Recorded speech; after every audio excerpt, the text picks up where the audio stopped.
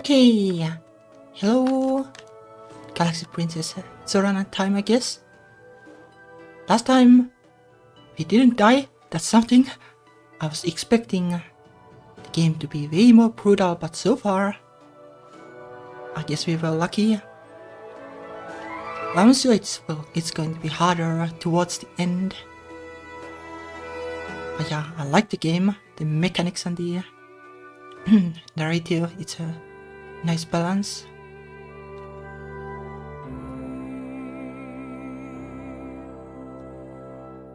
Oh, I have broken the chatting word, that's annoying.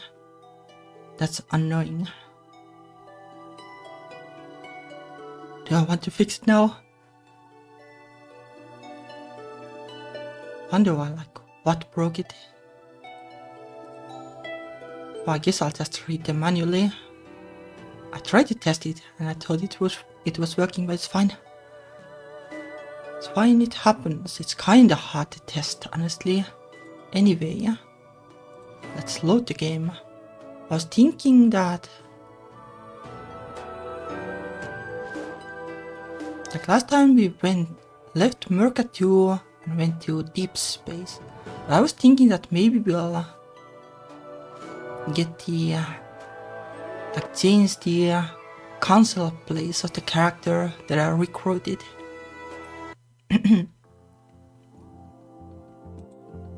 Just to see if there are better options, because it seems that she was pretty shocked about the decision. We'll just try something else random to see if the reaction is different. Upper cabinet position.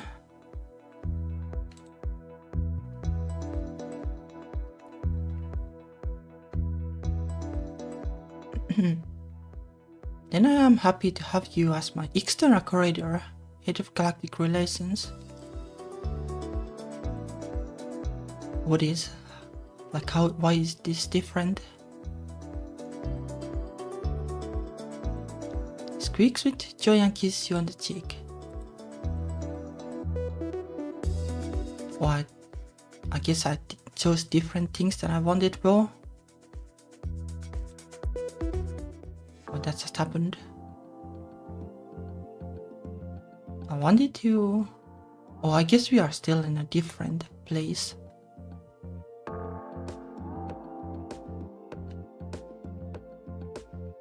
Maybe it complicates things too much to do this then. But she'll be fine in the non-ideal positions.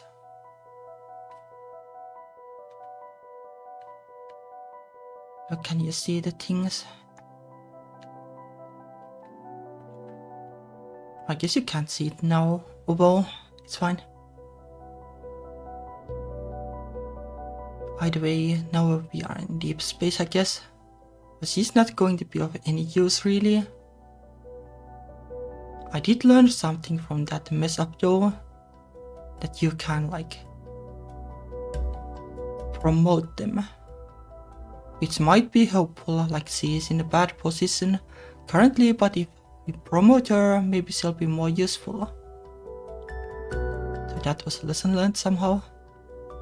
When you wake, you find a message waiting from the Westards, flagged important, not urgent, or someone would probably have insisted on getting you out of bed at once. You read through the message and immediately feel your pulse rate increase. A major Starfleet producer has requested access to do an interview with you for a biographical special.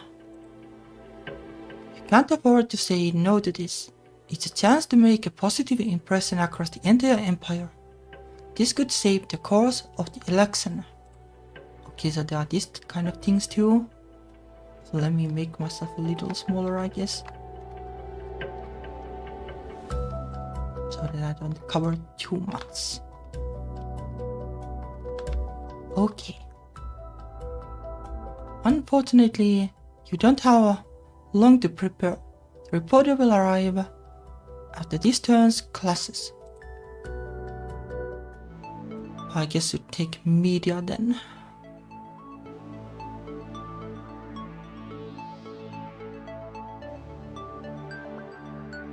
It has been like relatively during like there was one character that was like had been openly in a relationship. Well, a guy who had been in a relationship with a guy, and then like in the last planet there was like 2 women who were married and had a child, and you can like select like pretty early on in the game like which kind of like, well, what genders you basically like, and I'm assuming you get locked out of the ones you don't want. So it seems decent so far, like pretty good to be honest. I haven't seen like a whole lot of romance yet, but hopefully that will be there later. There was a thing that you can like get married, and like, well, it can be between women too, but like the marriage in that context was framed more like, well, it is a way to get like seats on the election. But probably there is more, well, hopefully. Yeah, hello, good evening. Sorry that I broke the chat thingy.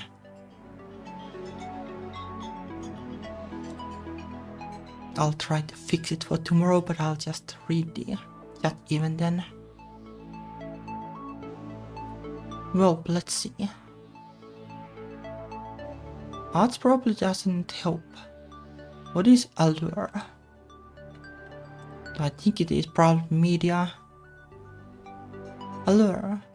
Understanding what others find appealing. Useful for flirtation. Friendship, fashion and marketing. Well, I guess it could be useful.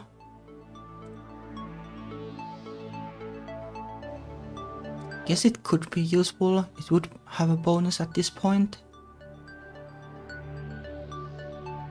What does media do exactly? Knowledge of popular culture. Interconnection of galactic networks and how to spread a message throughout the empire. But this is surely it. Crucially managing your image and delivering propaganda, as well as understanding how your messages are being received by the public. Well, I guess we'll have to take media then. No idea if it helps anything with just 20 points. You can now denounce an elector, which will please their enemies and alienate their allies. Okay, interesting. Basic level of media, well, hopefully it helps. It's time for your big interview. What impression do you want to give to the Empire? How do you want people to think of you?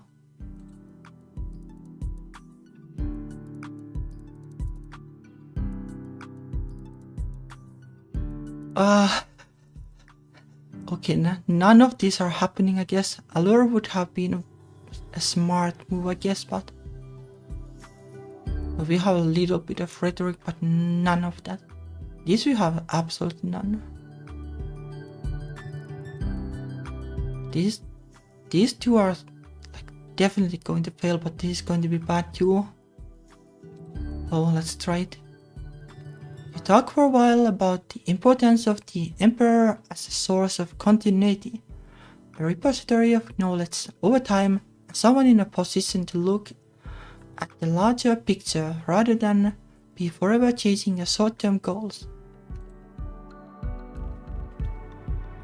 The galactic relations helped, I guess. In particular, interstellar diplomacy requires someone with a broader perspective. You talk a bit about the growth of the Empire over the millennium and its relationships with neighboring territories. Your very existence is, of course, a result of those interactions. You represent connections being formed to to strengthen the Empire's power. At last you wrap up the interview with an inspiring speech. Rhetoric failed, though that would have been handy too, I guess. Encourage the Empire to show their patriotism by pledging their complete obedience to you. Yikes. Was that too much? Well, you tried. Afterwards, the team insists that everything went well, but then that's their job.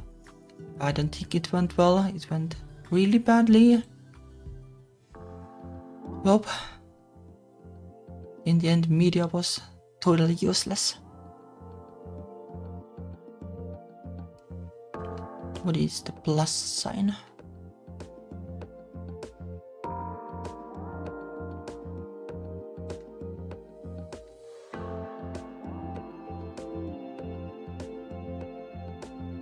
She doesn't have like extra thingies.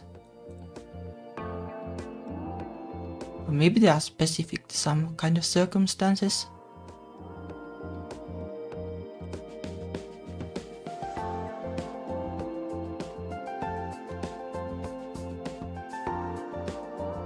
Probably positive.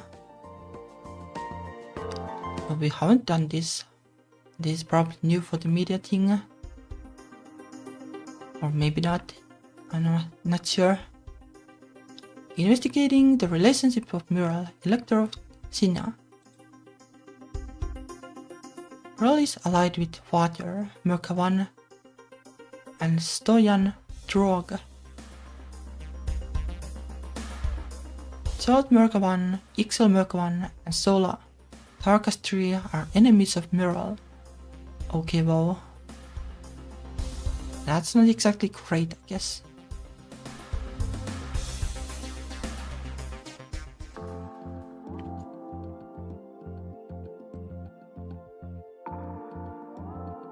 Can't even like do much, like there's no way to just chat, I guess.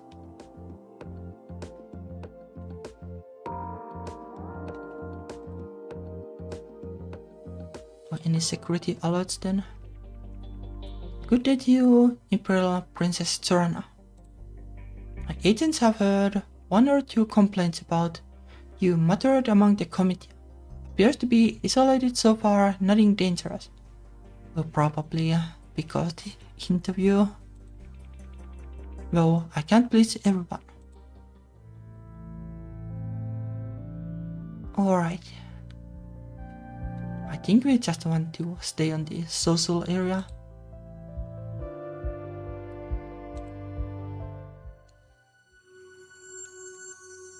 Alright, we are going to the furry planet. Go to Mao.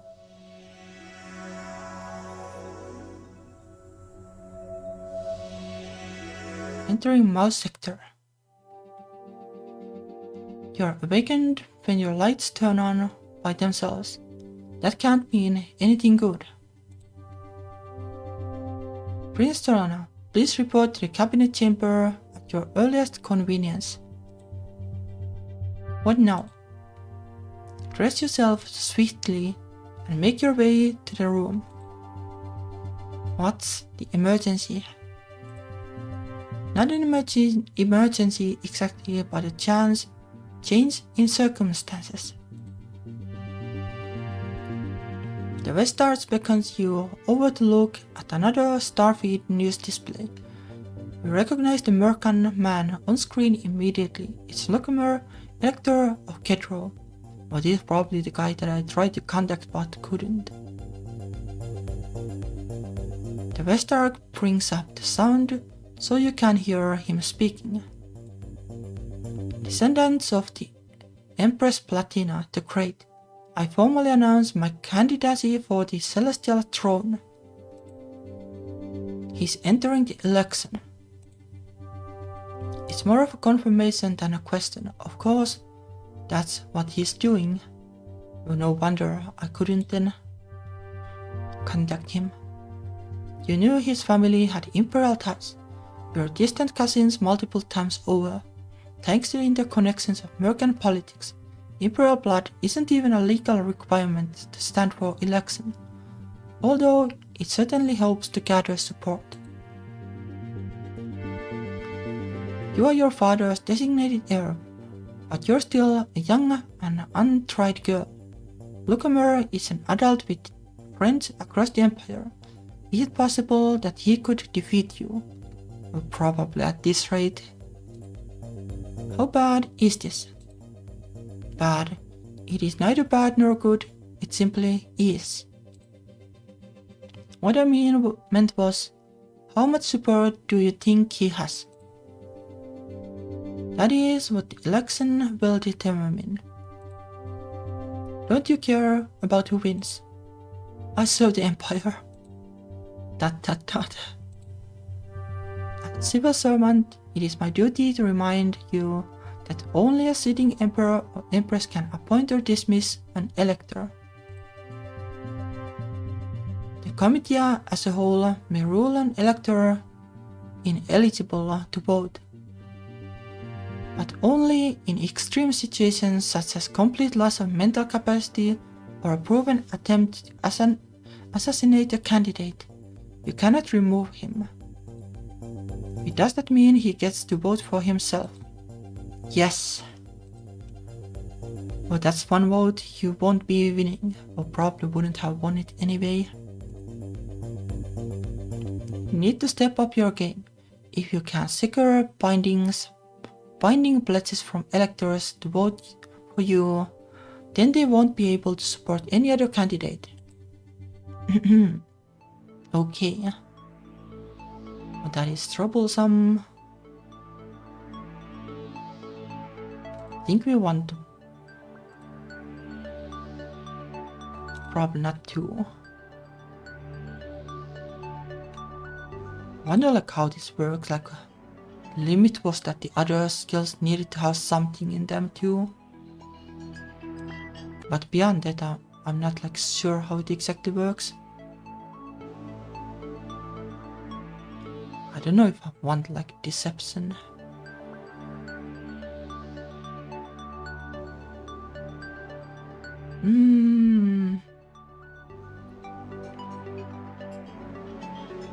Well, let's get it just in case. Who knows if it will come handy.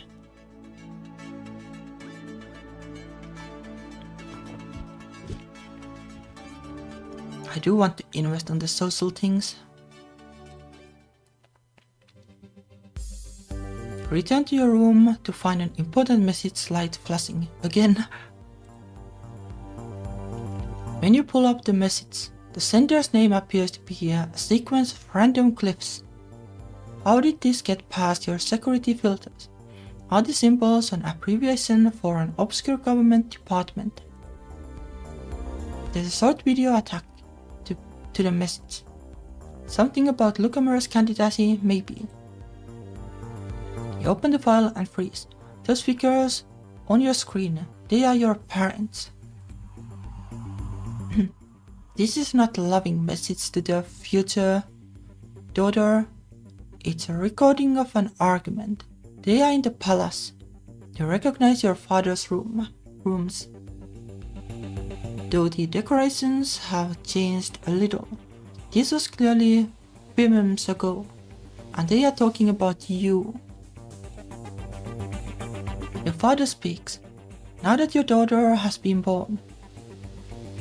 And your mother cuts him off, angry in a way you have never seen her in any photograph before. That thing is not my daughter. It is your creature, and I refuse to have any part in. And there, the file cuts off. Okay. Who would send you something like this? Maybe it could be a fake too. Maybe it's a misunderstanding. It's only a few moments out of context. Maybe they weren't talking about you at all.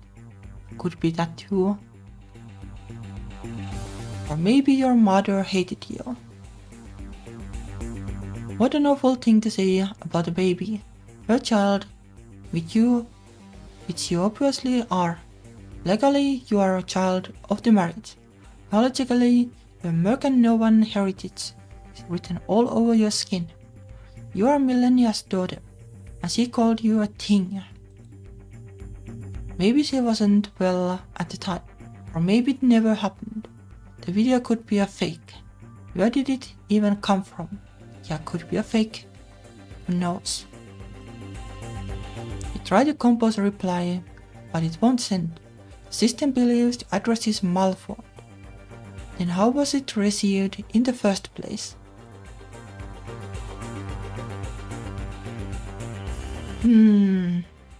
I don't know, let's ignore it. Doesn't matter. Whatever happened, it was over and done a long time ago. Neither of your parents is alive anymore to ask. You'll never know the whole story. It's better to put it out of your mind completely. If someone was hoping to disrupt the election by upsetting you, then you owe it to yourself to stay strong. Okay, now we are finally getting to the furry affairs, I guess. The Mao, the first alien race to be discovered and admitted to the nascent celestial star empire. At least, that is the Mercan perspective. The Mao considered themselves equal founders, but without them, there was no empire, only Merca. The Mao system contains one large inhabited world.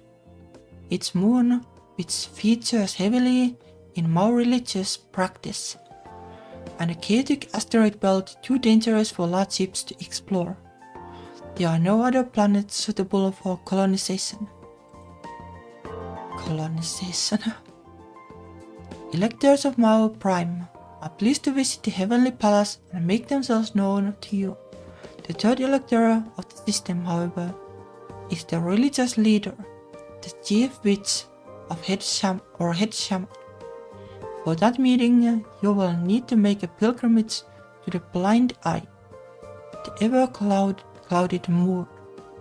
But this would also be like, or having religious knowledge would be handy, but I guess not. As the Heavenly Palace has frequently visited the Mao sector, the palace staff are quite capable of designing decor and refreshments that will be acceptable to the local guests. They do, however, pose you a question. Mao, even more so than full-blooded Mercans, have excellent night vision. For social gatherings and entertainment, they prefer very dim lighting. Your own eyesight, however, is less adapted to the dark. If you can't see what you're doing, you might embarrass yourself somehow.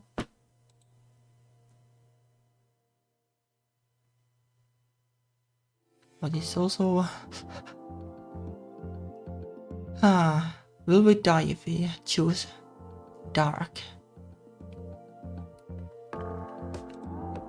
Well, let's save. I want to see.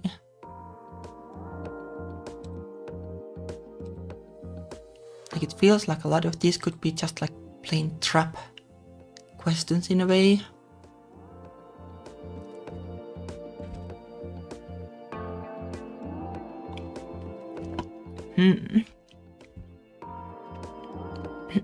Why do you need like engineering and visual arts anyway? Like, how can you... But maybe you can fail it in the sense that it looks really awkward. I guess. No idea like how hard they are to use if you need engineering. Well, let's see if we die. It's more important to keep your guests happy and comfortable. You'll just have to be careful how you move around. The hall looks rather mysterious in the dark, but you can see of it anyway. The reception gets underway, to the apparent enjoyment of all. Many who live in the Heavenly Palace appear to have connections on Mao Prime, and conversation throbs pleasantly throughout the room. You offer polite greetings to anyone who comes your way, but you do need to locate the electors. Unfortunately, one Mao looks much the same as another in the dark. Most of the guests can see far better than you, and so can the attendants. More importantly, it is in their jobs to keep an eye on all the high-ranked guests in the case they require any additional services. The waiter you prevail upon is only too happy to assist you in locating an elector, and has no reason to guess that your request was the result of weak vision rather than a desire for efficiency. Yep, that is very furry, I guess. Erilati, Elector of Malprime, is a mature woman, but the flesh of added firmness does not make her soft. The man with her, most likely her husband, is clearly in her shadow. She talks, and he only nods. When she sees you, she comes forward, and he fades into the background.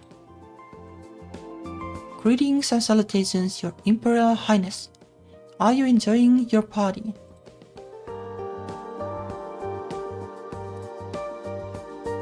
I guess you need a lot of etiquette. She's annoyed about something, but you can't tell what.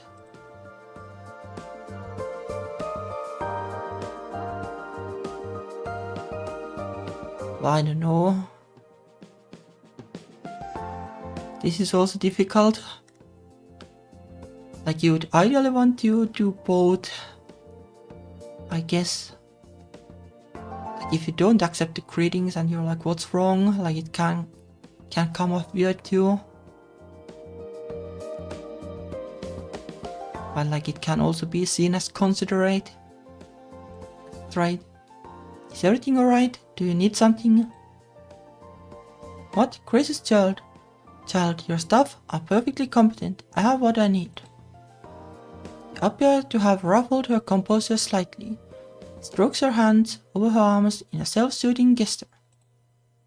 Emperor family is always welcomed when they visit our sector in search of knowledge and enlightenment. Nope. Is she hinting that she wants to become one of your advisors? A reception like this would not be the appropriate time to make an official appointment.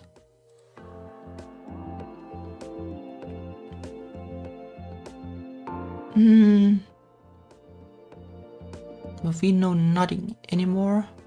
Nothing so far about these people. Like hinting it and then like not doing it can be problematic too. Trading subtle hints and bobs is too risky. Better to keep the conversation light. I have seen such beautiful pictures of Malprime, but I have never before had the chance to visit. Are there any sites you would particularly recommend? I rarely have the time for sightseeing. She disapproves somehow. Does nothing please her? If you'll excuse me, that didn't go well. Raises an empty glass to you and turns in search of an attendant. You sense that she probably has negative feelings about you. Well, I guess because everything went badly. As soon as she leaves your circle of conversation, someone else bounds in to take her place. Too latest. Your Imperial Highness. The second elector bows to you, then bounces back up, brimming with energy. It's such an honor to meet you. I only wish the circumstances were better. My sympathy is for your father, of course. Have you visited more before? You blink, thrown a bit off stride by such rapid-fire enthusiasm, and he laughs. I promise I have not had more than one drink so far. I'm just excited. May I introduce you to my lovely wife?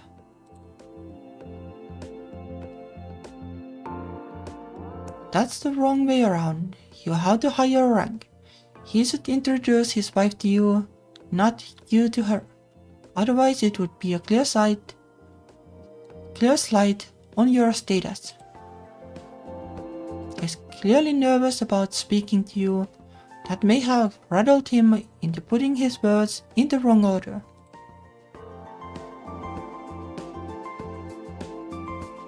Well, I guess it's fine. I would very much enjoy meeting her. Right? Good. He brings forward a golden-haired woman, whom he introduces as his wife. Purjehdushalli. Why? Why Finnish? Like this is like sailing like whole or something. Why? Why that kind of name of all thing?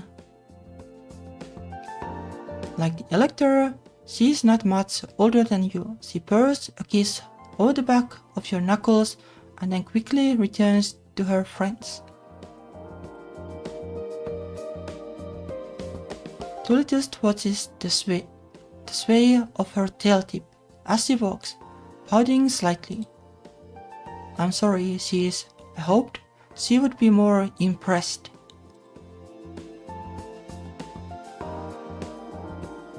Can you make it up for me? Well, I don't think we have enough allure to do that. Don't worry about it. It's fine, don't worry.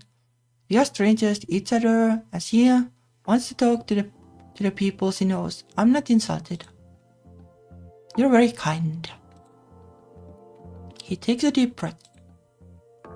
I said too much all at once. You haven't been to Mao before, have you? No, I haven't. Well then, will you let me be your guide? For the evening at least. I can tell you all the tales. Do you want to spend the rest of the reception with him? Or there is like one like additional elector in here, and the one we already botched. So this would be an opportunity to get one vote at least, I guess.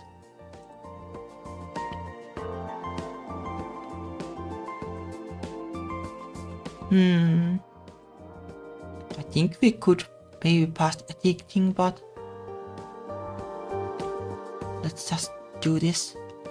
A fresh source of local gossip could be very informative.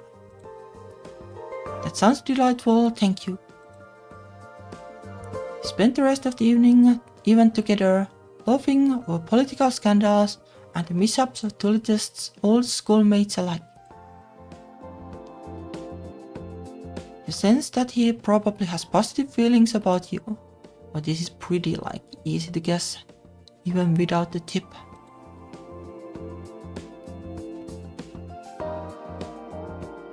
Charlotte Elector Kedro has pledged his vote to Lucamer, Elector of Kedro. I'm pretty sure we'll lose this, like it would take a lot of planning and like knowing what is ahead to actually make this work.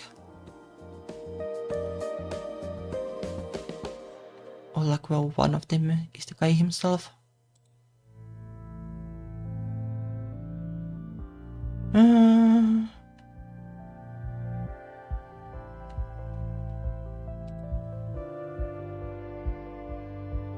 Let's see, what would this give? Stealth. Well, like this idea is pretty much what we don't want, I guess. Yeah, I guess. This direction then.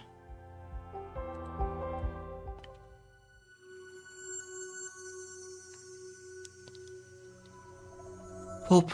I think we are trying to stay and get votes.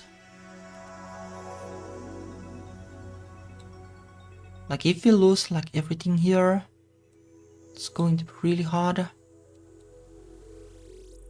But there is this side then. Like this side isn't that far. I got the feeling that it's really hard to win.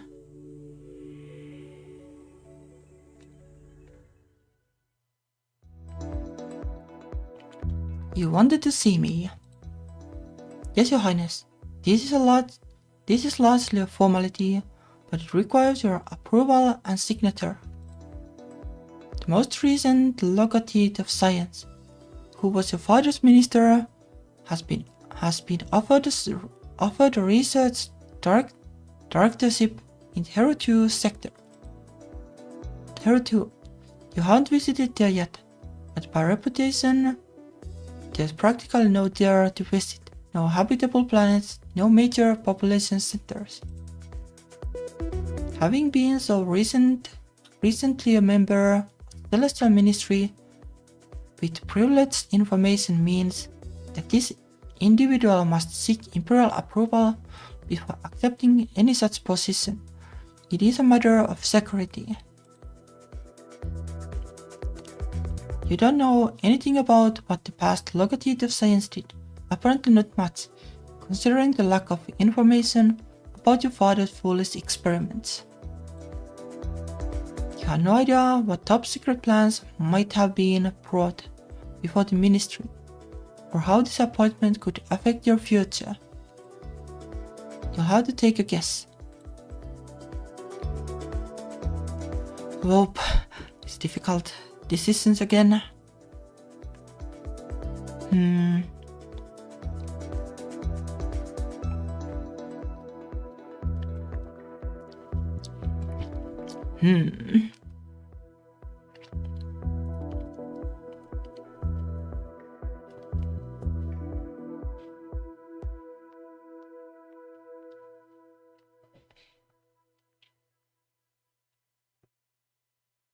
Like it is not like close to the.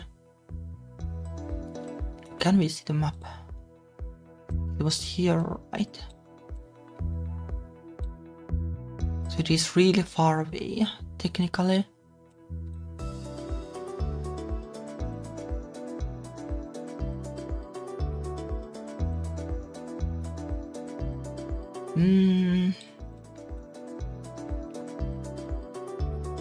But there is a risk that there is some kind of like important stuff that will leak, but overall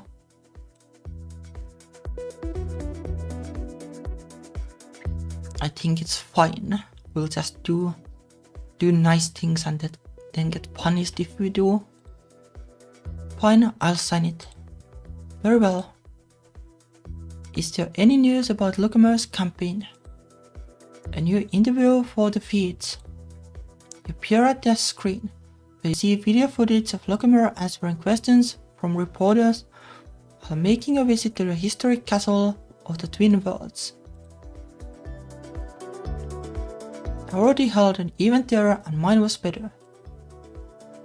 You can't waste your time worrying about what he is doing. You need to focus on your own schedule. Okay.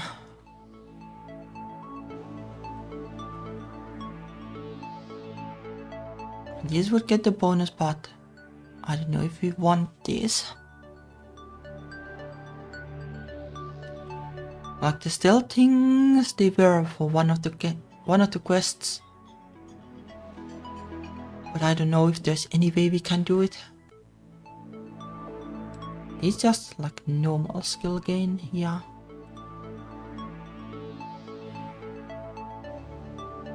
I guess we could take media.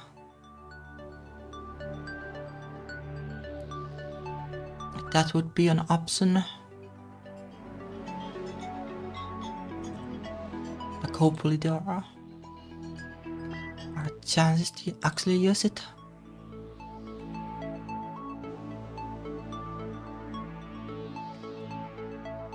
Let's do it.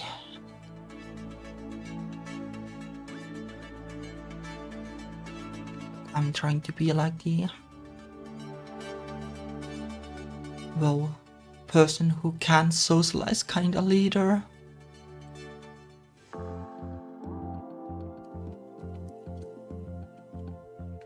Alright, this person seemed impressed with us, so maybe we just get the free vote. Hopefully. Arrange for a private conversation with Tulitest. Oh, of course. Great. That was easy. But you're not going to go just yet, are you? Can't we talk for a while? I saw this amazing show on the feeds I wanted to ask you about. Sure. It's nice to be reminded that not all the electors are only interested in using you for political gain. Yeah, I thought so. I guess there is always like one easy one and then difficult ones. This one we haven't even seen, and then she was not impressed, so it might be difficult.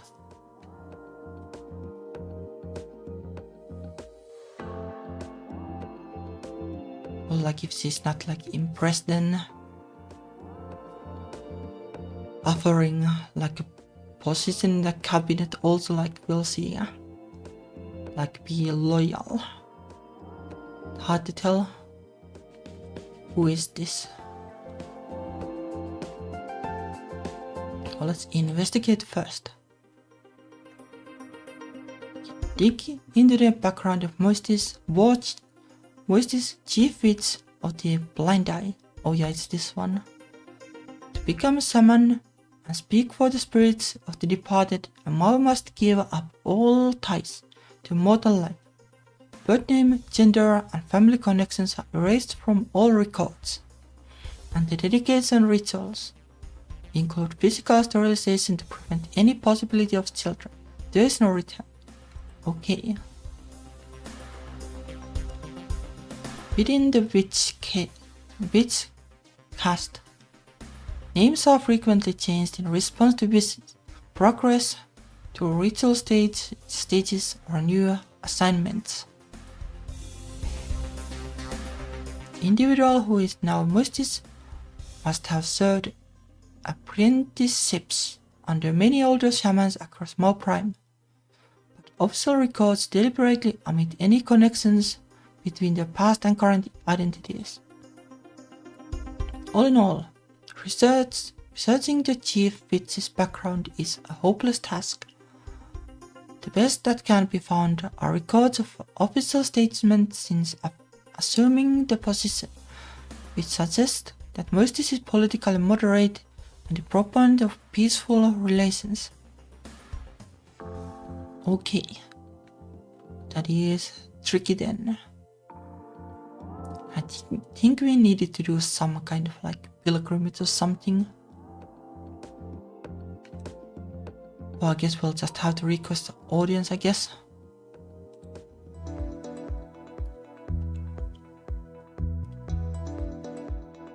Submit a request for permission to visit the blind eye and wait for a formal response. This takes some time. The blind eye, Mao's prime moon, is cloaked in a thickly swirling atmosphere. It blocks vision, most sensors, and all communication. Messages must be specially relayed to and from the surface, and only pilots trained and blessed by the spirits dare to make the landing. You will require an escort. You don't know what will happen after that. Questions about your beliefs and loyalties perhaps. Almost certainly some kind of ritual. No chief witch would grant official support to an imperial candidate without invoking the spirits for guidance. At last, a pilot is sent to transport you down to the moon's surface. I got a bad feeling about this.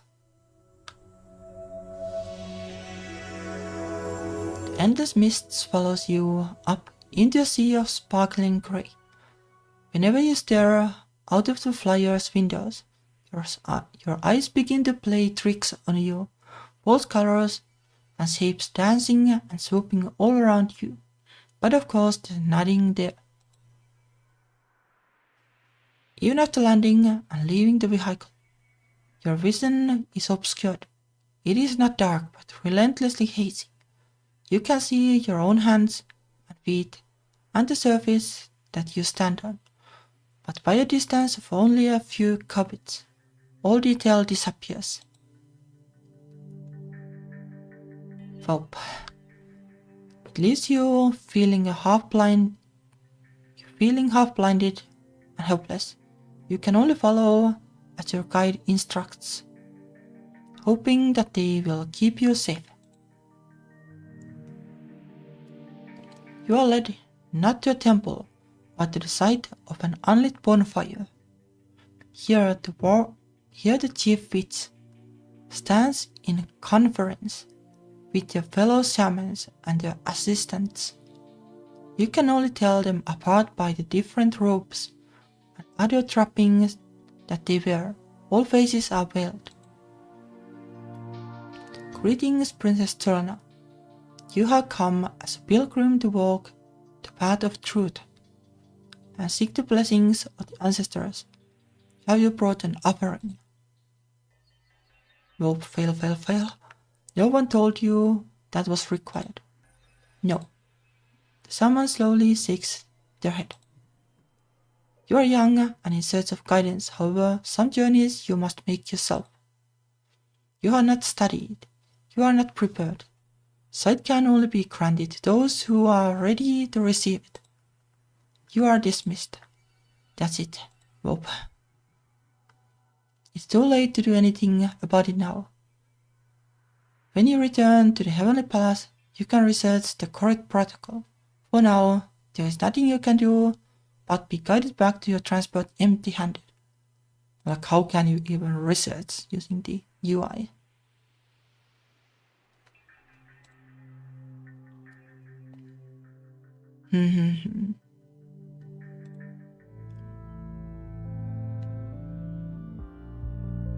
Well,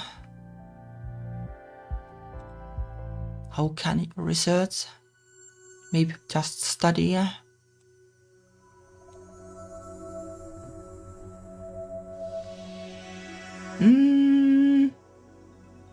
What are the odds that we can do anything here at this point? Maybe we have time to come back at some point. I think we'll have to put like points in the spirituality or something. I think we are just going somewhere else and then trying to study while at it. Probably have to look back, but I think this is probably just gone at that point.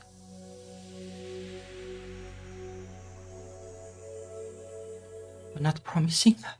Not promising at all.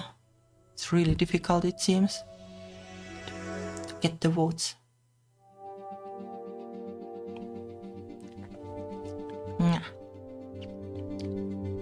You are hurrying through the halls, late for a meeting when, rounding a corner, you see a servant directly in your path, his attention focused on dusting a delicate platinum sculpture of birds in flight. Nope. Look out.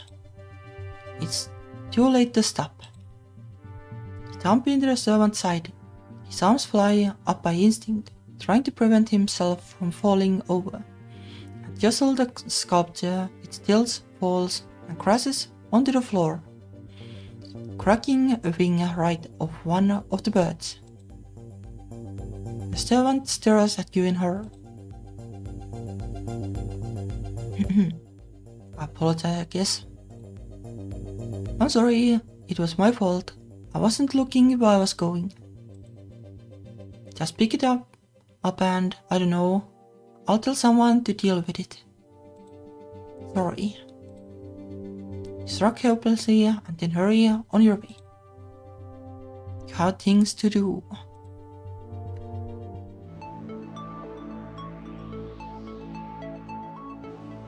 So then.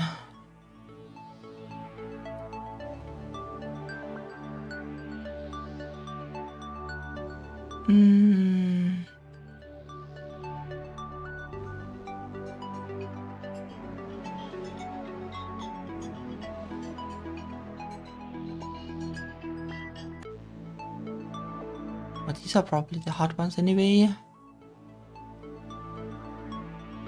I wonder if I need to just give up on the central planet and get the votes on the surrounding ones.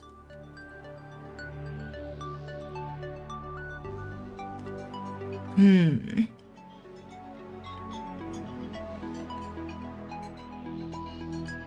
we could get these points, I guess.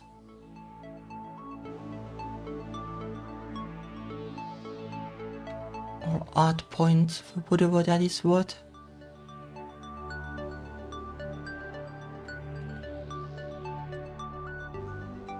Let's just put points here and hope it somehow helps.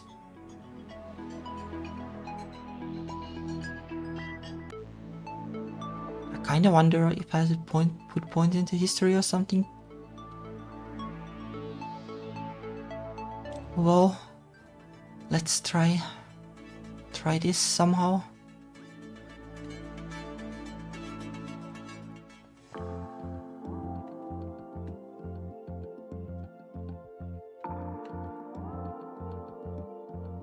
Can you like visit these people?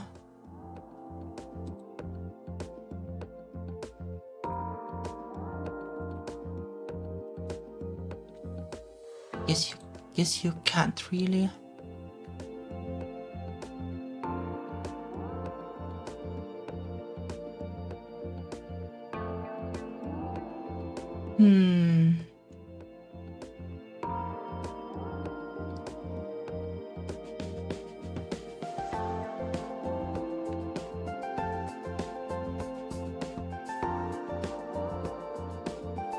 I guess like the only thing we can really visit is this.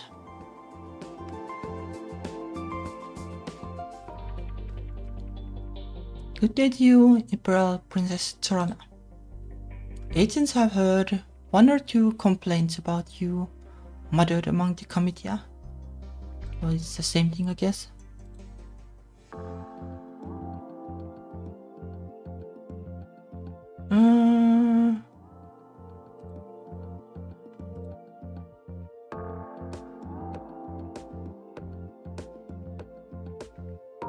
This would be interaction bonus. I guess this is also interaction bonus. Like, bouncing between these two wouldn't be a bad thing exactly.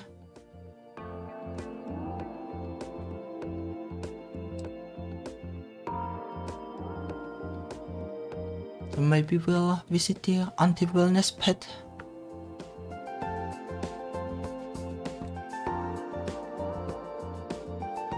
Like this has visit, but like these don't have visit. But like I'm blocking the visit button in this case, I guess. It is behind me. Like over there. Well, let's visit the blob. Oh, it just sets you to negative. I thought it would just make you a little bit negative. Nope. What does negative give bonus on? Nothing really, like guns. Arts too, I guess.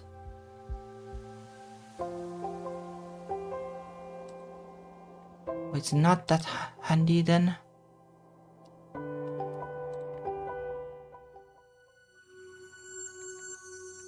In hindsight, it would have been better to take a different pet, but I had no idea what they even do. Nope, let's go to Tarkus 2. Entering Tarkus 2's sector. Emperor Highness, some gifts have been sent to you in honor of your approaching birth star. More are likely to arrive in the coming turns. The Westards presents you with an assortment of pleasant trifles from various premises and capitals around the Empire. These gifts are not a show of political support, only a matter of politeness. Whatever comes in the election, you are the last Emperor's daughter, the most highly ranked noble in the Empire. They are obligated to show you respect. Send usual letters of appreciation. There are also some more unusual items. This for example, was delivered on behalf of the Ujka. Ujka, a species commonly referred to as the spindly walkers, because of the long-legged exoskeletons that they use to move around. Their natural bodies are small, round and squishy, with short tentacles that can barely drag their bulk over ground. They do a good deal of trade with the Empire, other galactic powers.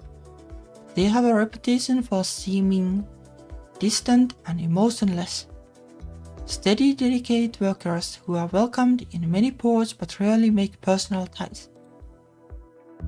The lab show no sign of explosives or other obvious dangers, but they are not certain what it is meant to be. The object appears to be a large sphere of glass, a clear crystal which is hollow, containing mostly air and a small pile of metallic-looking flakes. It's like the snow globe, I guess. Rotate the sphere and the flakes fall to the new bottom, but with an oddly chaotic motion, almost as if they were squirming. Once they fall into place, however, they are still. Need a lot of galactic relations knowledge to understand snow globes, I guess. It must be art, but it doesn't look attractive or even interesting to you. Or maybe it's technology you don't understand. There are many ways for a mysterious device to be dangerous. Well, I'm pretty sure it's not dangerous. Put it in a vault. It may be valuable, but I have no use for it. Put it in the vault with the other gifts. Very well. There's much more momentous gift on offer from the crib, if gift is the correct description. The crib are the most alien of all the Celestial Empire's neighbors, resembling nothing so much as enormous ugly mushrooms. You can't speak their language other than one standard greeting, and even that makes your throat hurt. It's dangerous to attempt communication beyond that. Concepts don't always translate clearly, and the grip are unpredictable and swift to take offense. Many routine encounters with grip ships have suddenly erupted in violent action. In honor of the Celestial Empire's change of leadership, and in order to usher in a new age of cooperation and unity, the group proposed a joint colonization project. They wish to invite approximately 5,000 Imperial citizens to establish a self-governing settlement on one of their underdeveloped frontier worlds, which lies a few jumps away from Hero Prime. This is highly unusual. Thus, putting it mildly, sovereign empires do not simply give away territory, even supposedly worthless territory. A trade in a 3D perhaps, but a gift. An unusual situation could mean a rare opportunity. Establishing a new colony would generally require the agreement of both the Emperor and the Comitia. Also, in the absence of an Emperor, it is not possible to appoint a new elector to represent the population. However, the provisional expedition is within your power to command. If you want to get the foothold in grip space before the election and reap any potential political benefits for yourself, you'll need to act quickly.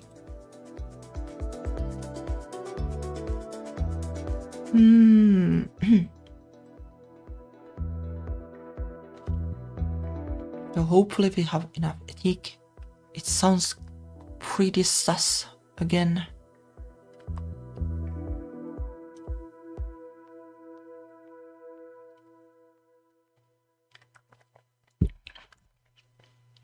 But like realistically speaking, like there are grounds to do this. It doesn't sound difficult, like though I'm not like the Empress officially yet.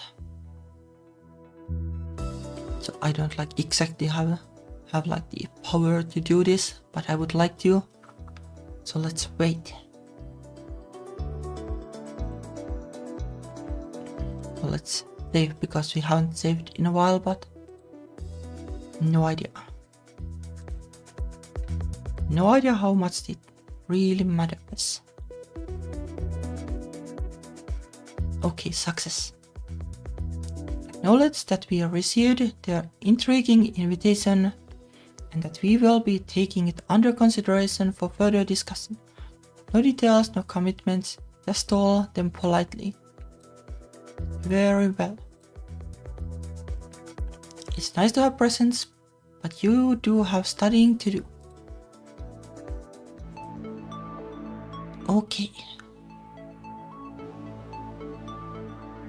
Well, galactic relations did come handy at least. Media hasn't come handy yet.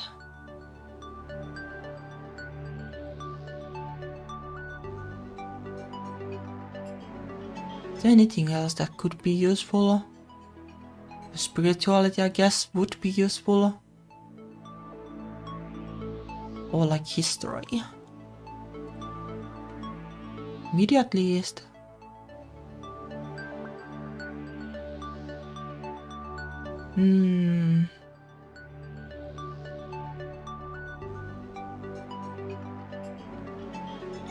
It's hard to say like how religious the other areas are.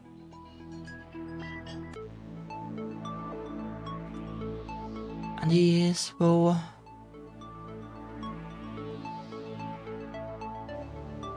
I don't think like this exactly hope.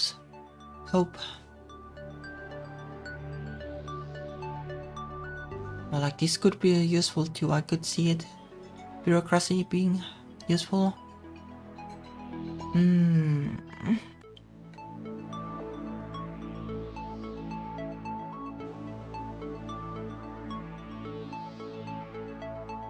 We just put more points into galactic relations too.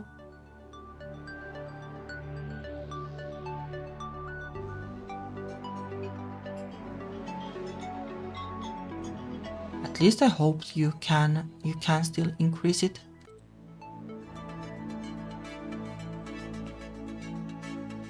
Okay, you can. Survey in a sector.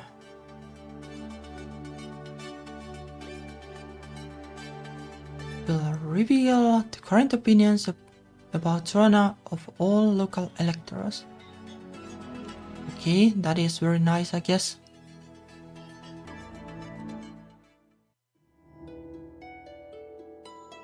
Okay, right as the bat, the galactic relations coming handy. You have just had the strangest dream. You were holding a large glassy sphere, like the orb that the Uja sent you, or like the chief witch's butterfly gazing ball, but there was nothing inside it, except darkness. You looked into the sphere, and then you fell inside of it somehow, becoming lost in endless black. You cried out for help, and you felt something in your hands, not a sphere anymore, but a crystal, smooth and faded and hauntingly familiar, like a precious possession lost since childhood. Slowly a light began to grow within the crystal. You could see your hands, but they were ghostly pale, almost translucent. And then you knew what you had to do. You held up the crystal, and radiance streamed from your fingers, vanishing the dark. Free at last, you flew up into the sky, and you woke up. Why does that feel important somehow?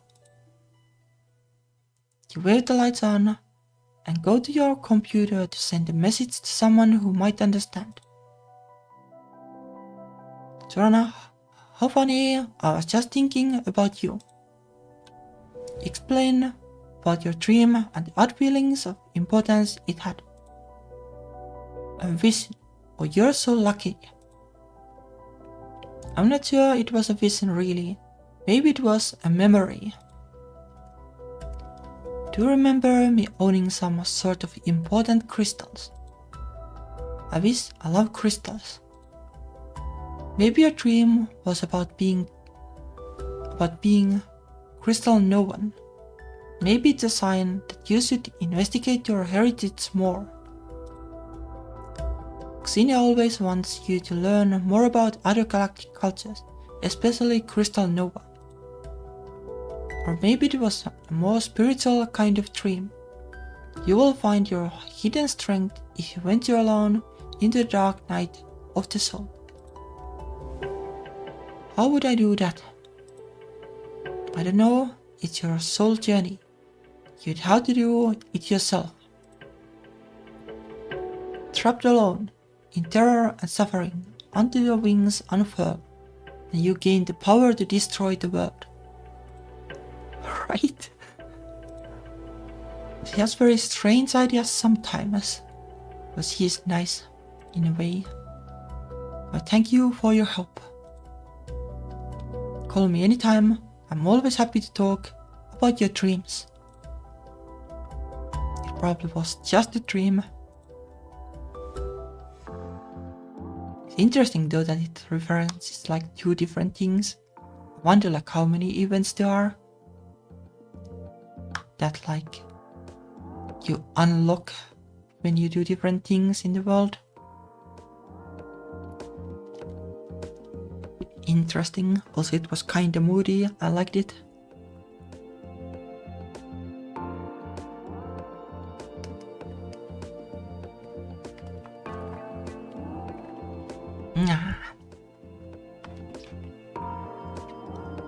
The primary function of the inner system planets has always been to supply resources to the homeworld.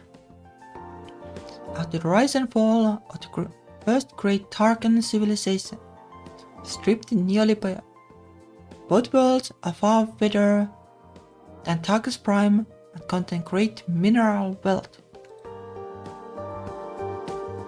The first planet, Kakagola, is a boiling sea above a volcanic core, which spits out hot metal bombs and rare alloys.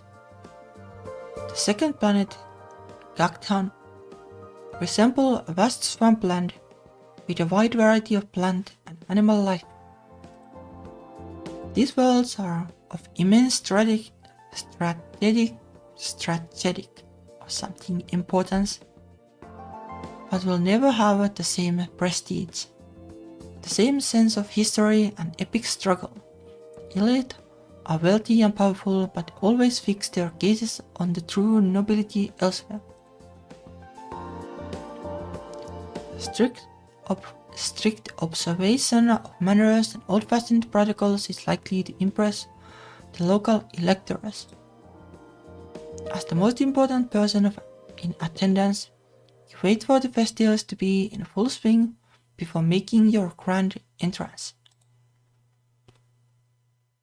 Once all eyes are upon you, you speak words of welcome, then grant them permission to return to their own conversations. You are not yet impressed enough to command the whole assembly into silence for hours. You sweep your gaze over the assembled guests, picking the electors out of the crowd. Oletka, elector of Chakagola, is easy enough to identify. A man of major age, he is unusually tall even for a Taro. His frame does not look at all muscular, but he is almost certainly far stronger than you. Olga is unmarried, though a much younger male appears to be attending with him. That might be his son, but he looks purely Tarkan. More likely he is a new companion, or even a recent addition to the elector's harem. other elector, Lorcas, is a well-dressed, middle-aged Tarkan woman, with a glass of blue wine in her hand. She is married, but her husband is not with her. He appears to be on the far side of the room, enjoying himself in the company of other women. Noticing your attention, she immediately makes her way over to you. Very green. Greetings and welcome, Your Imperial Highness. It has been a long time. Have you met her before? You don't remember her at all. Of course, everyone in Empire knows who you are. Until recently, you were more interested in remembering your friends' schedules than in remembering the face of every politician in the Empire.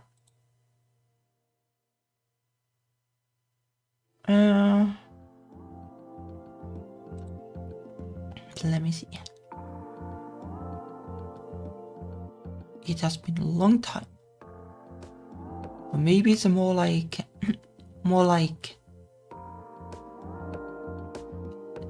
the Imperial Highness in general visiting. It has been a long time. Could be that. I don't know if it harms to ask details.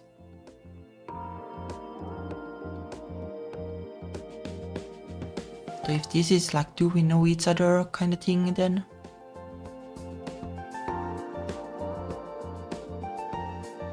It's hard to say. It's hard to say without knowing what the exact intention is going to be. If this is I don't think we have met each other, then it could be bad. Well, let's see. I'm sorry, but when did we meet before? Yeah, this is not exactly what I was hoping. It was at the ceremony of remembrance for the Empress. Oh, of course. It was a difficult time for you. I'm sure you don't remember me. I don't want to remember much of anything about that time. You were a child confused by the loss of a mostly absent parent and angry at the way strangers wanted to fawn over you. And now, here you are, living it all over again. Older, but even more alone. My condolences to your father's passing. He was truly a great man. I guess this was just a trap to get us negative, but the negative mood doesn't exactly matter that much.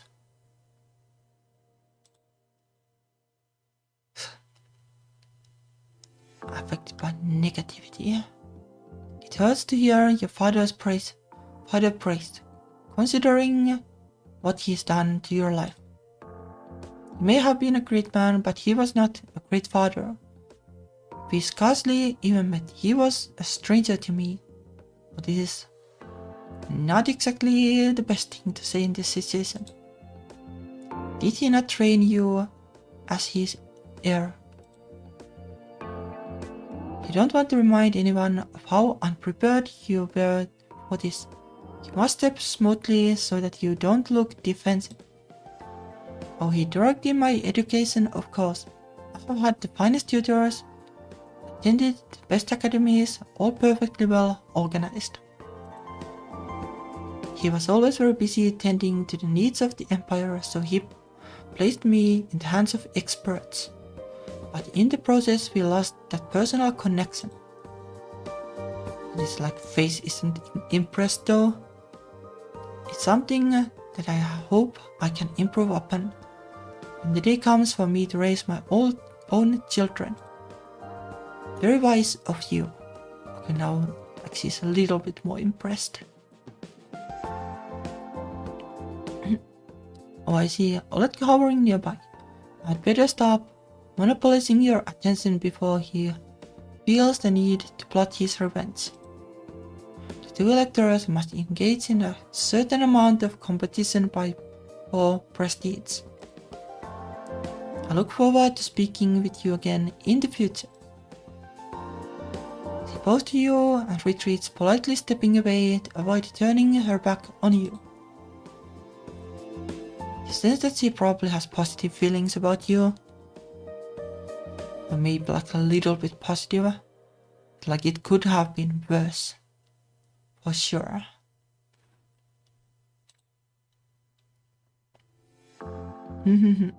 I guess this counts as a furry too. I guess.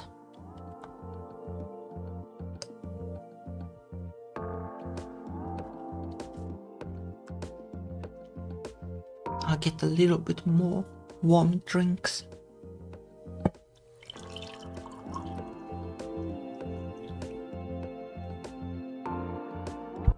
I kinda made this my streaming habit, like I tried to take it more chill. I have been getting warm drinks.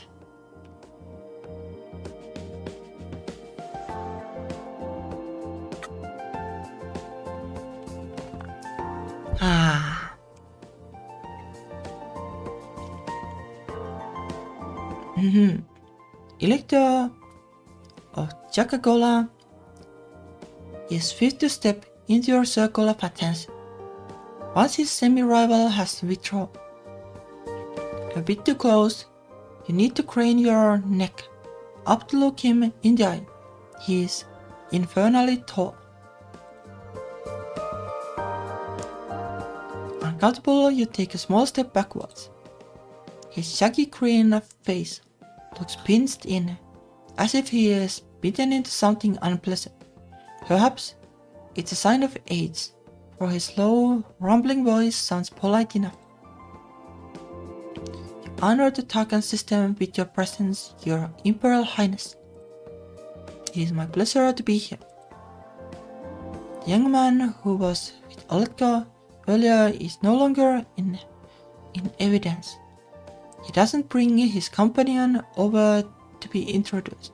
Does that mean something? Truly, it was a day of great sorrow when your father left us. I also like this person's name also bugs me because it is Finnish. Like it is Finnish for "are you?" It bugs me a little bit.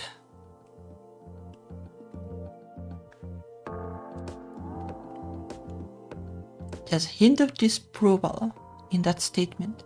Sad day because it meant you would inherit. Like I can see like why games would use Finnish words because Finnish is such an alien language.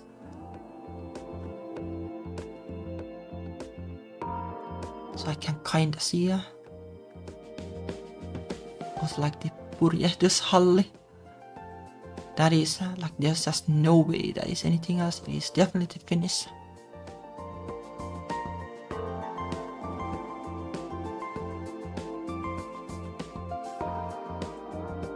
And the warm drinks, I think they do help with the voice a little bit. But more than that, like I think my mood helps, but I guess the warm drinks help with that too.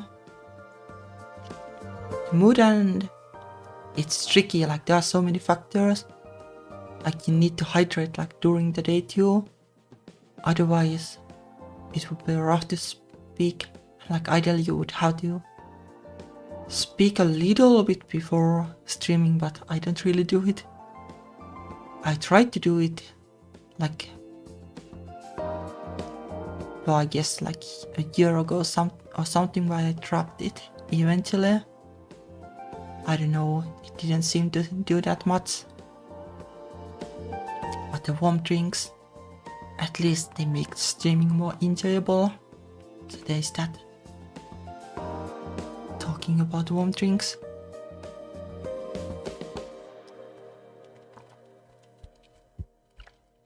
Also like over here, like we drink this like basically fruit juice with spice like cinnamon and stuff, like that kind of drinks during the holidays.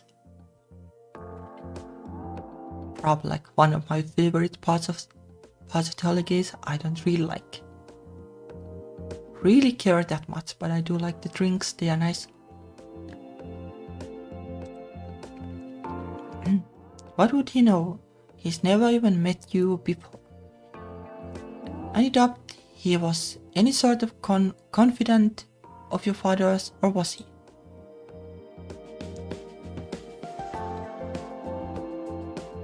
But this would be weird.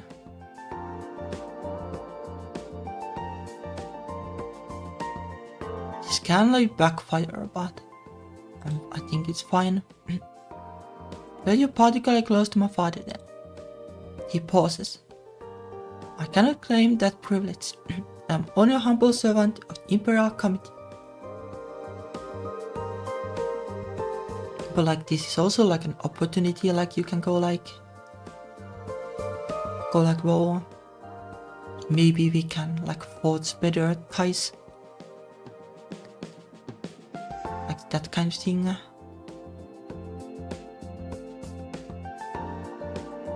Like vocal exercises. They could help, I guess, but I don't know. They kinda make me just more tense. And like my problem is being tense. That's why I think I start to struggle ultimately while streaming. Like that's why like playing Silksong or something. Like I don't struggle so much because I don't like put that much thought into speaking.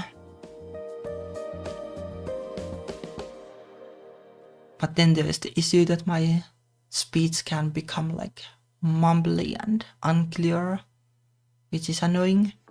It would be nice to just like be able to speak normally even if you don't think about it. But I don't know. Maybe my personality as a little bit of a wimp kinda like shows when I don't think about it. Well, I'm just mumbly in general, I guess.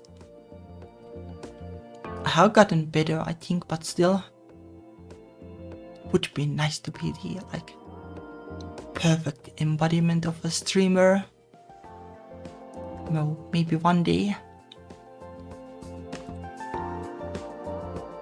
Indeed.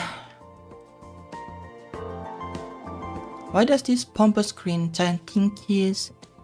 Who does this pompous green giant think he is? Humble he most certainly is not. Well, the main character is just like being super negative.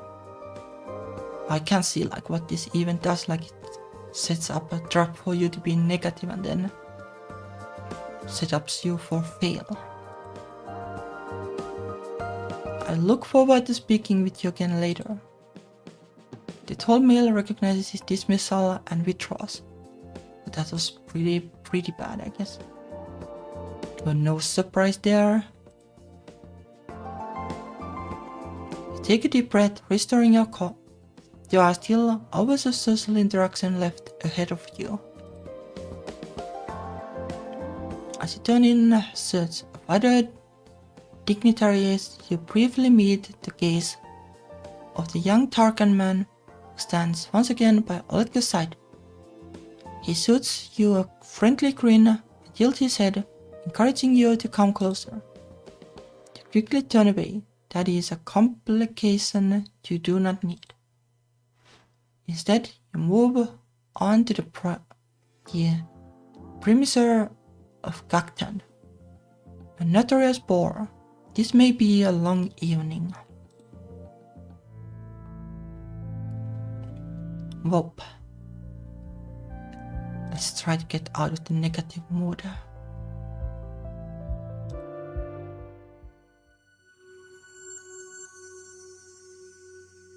Well, I guess we are staying here and trying to get votes. Or at least one vote. I think the other one might be really difficult.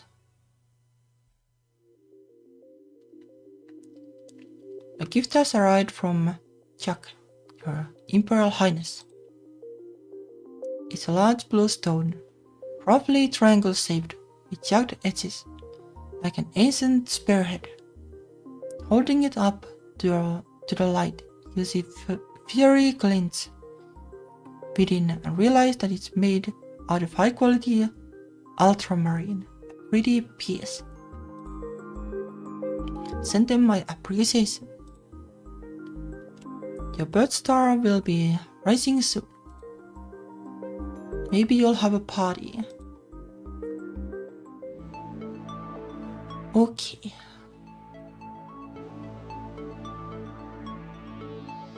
Media hasn't come as handy as I was hoping.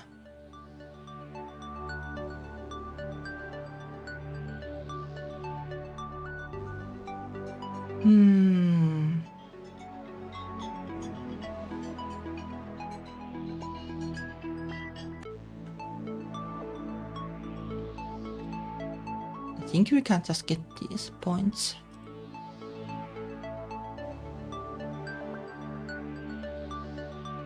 Wonder how much the history would be of use, but well, I'll try to get something in a good shape at least.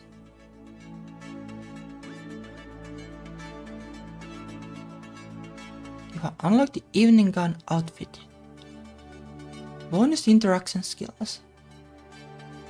Sure, I guess. Okay, interesting. 10 points in allure and 10 points in deception.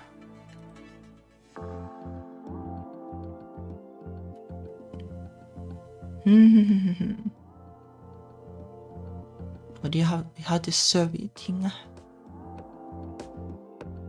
I guess it doesn't help at this point. Like, it is clear that this person doesn't like us and this person was like, okay. But we have 3 turns, so could as well. Like, these don't offer anything.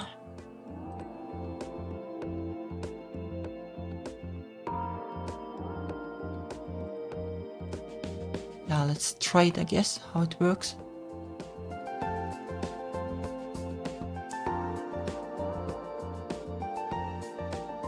Okay, if you have high empathy, it's useless, I guess.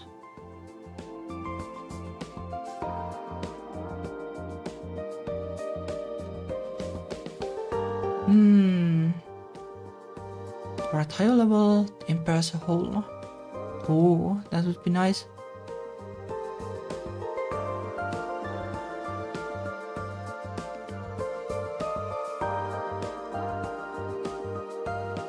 Sector pull. Or can we get like the whole sector then, not just this planet? Then it would be handy for sure. Well, I guess it's just these then. But no surprise there. Probably negative. Okay, it's pretty useless at this point.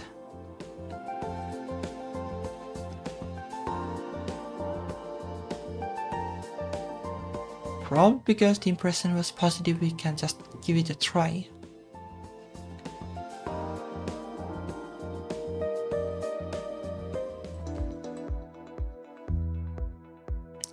Lorcas.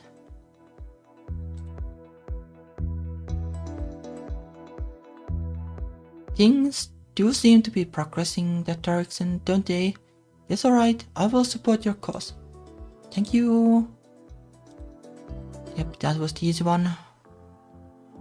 Other one, probably not easy.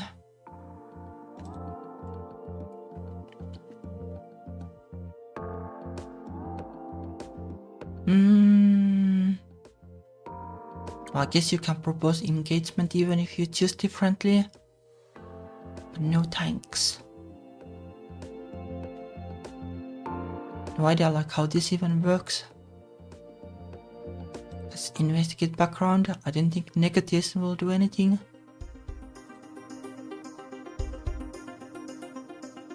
What gives a mature male of mixed Mao and Tarkan heritage? Oh, that's why the furry thing. He has never been married. He was not born of the highest rank, but has worked hard to advance through business and politics. Alki was once engaged to a Tarkan man who died before the wedding could take place. Since they were never officially married, Otkos denied legal permission to use his intended genes to create a child. Shortly afterwards, Otko produced an heir, Jaxor, allegedly his clone son. However, Jaxor does not look much like his father, nor does he show any sign of Mao heritage. This isn't impossible. Genes can be edited before birth to adjust the child's appearance and other traits. Jaxor could be a proper clone son tweaked to slightly resemble Oletko's lost partner.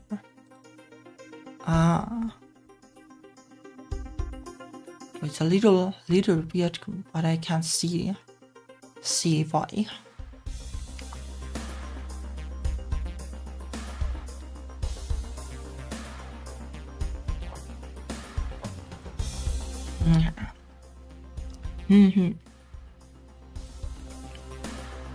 It would, however, be something of a scandal if it turned out that Oletko's heir was born from stolen genes.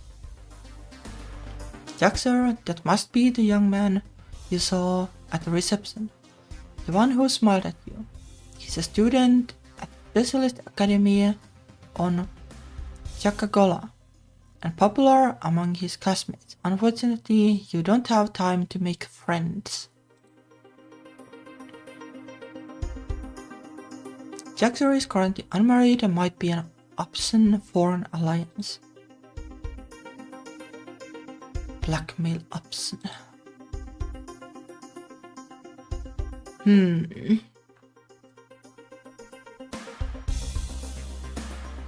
Like, what are the chances? Like, how can we? Like, thing is, like, if the initial impression isn't positive, like, I don't know, like, what there is to do.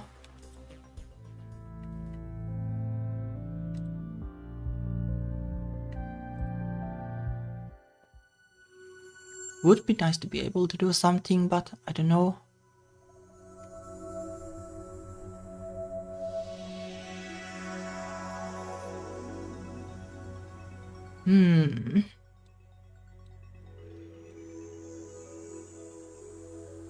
I think there's a possibility that we can still, like, travel back. Like, this area is, after all, pretty small. Only take one turn.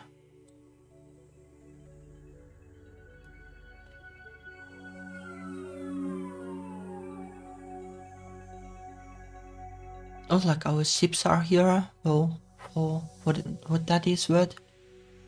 Oh, hello there, chat. I broke my chatting, so for now I'm just reading the chat, no fancy effects.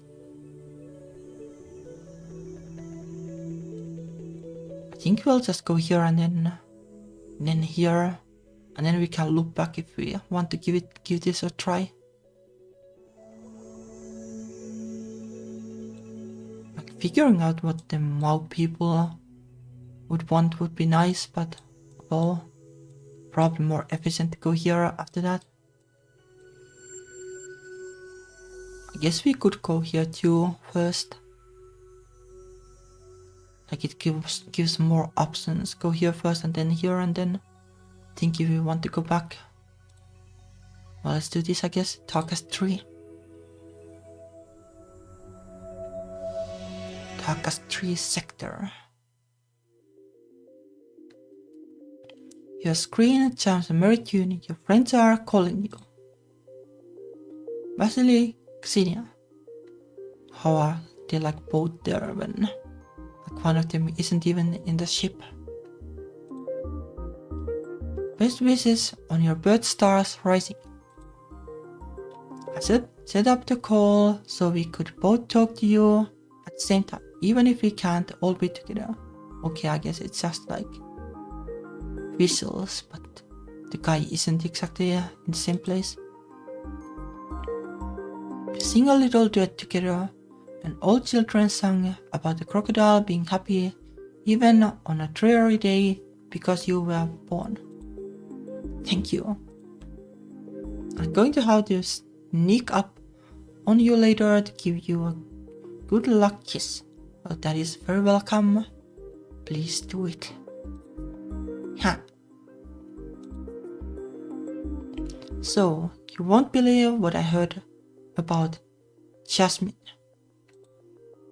For a while, you all sit around and gossip about old classmates and social shenanigans. It's like being back at school again, except without the fear of detention. Okay, I have to ask, is it true about Mazarin? Mazarin was the cat boy who escaped. Is what true about Mazarin? She's been reading conspiracy theory forums again. I don't believe everything I read, but you have to keep an open mind. Anyway, there's this story going around that because your father's death was sort of a mystery, that his shadow has gone searching for him and he can't rest until he finds the emperor.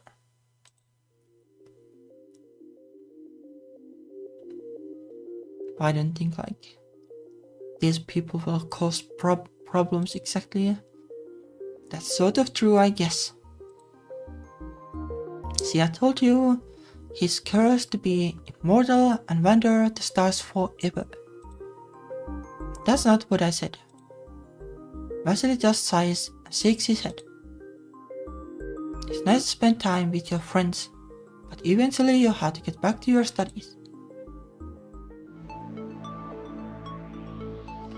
Okay, so now it is possible to increase this further.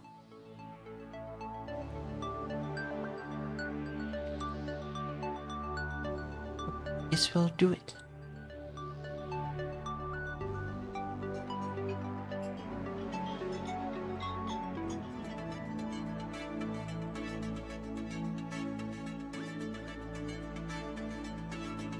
Yep, they can go further. I don't know like what is. But maybe like the lowest skill is what limits it. Like when the lowest skill is increased, like for example when it is 20, others can go to 70 or something. Maybe it's something like that.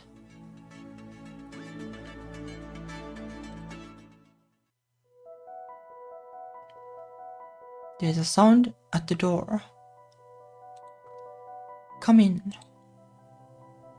The Westart enters, carrying a white box. Your Imperial Highness, I am tasked on behalf of our late, on behalf of your father, with bringing you this gift.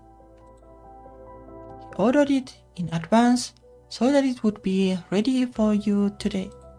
Oh, will it be another message of disappointment, another upsetting video? But hopefully not, because probably at that point we were going to be the heir, so it can't be like too disappointing, right? Open the box to reveal a pair of gleaming silver shoes, covered over with intricate designs. They are beautiful and stronger than they look. Perhaps your father didn't totally dismiss you after all.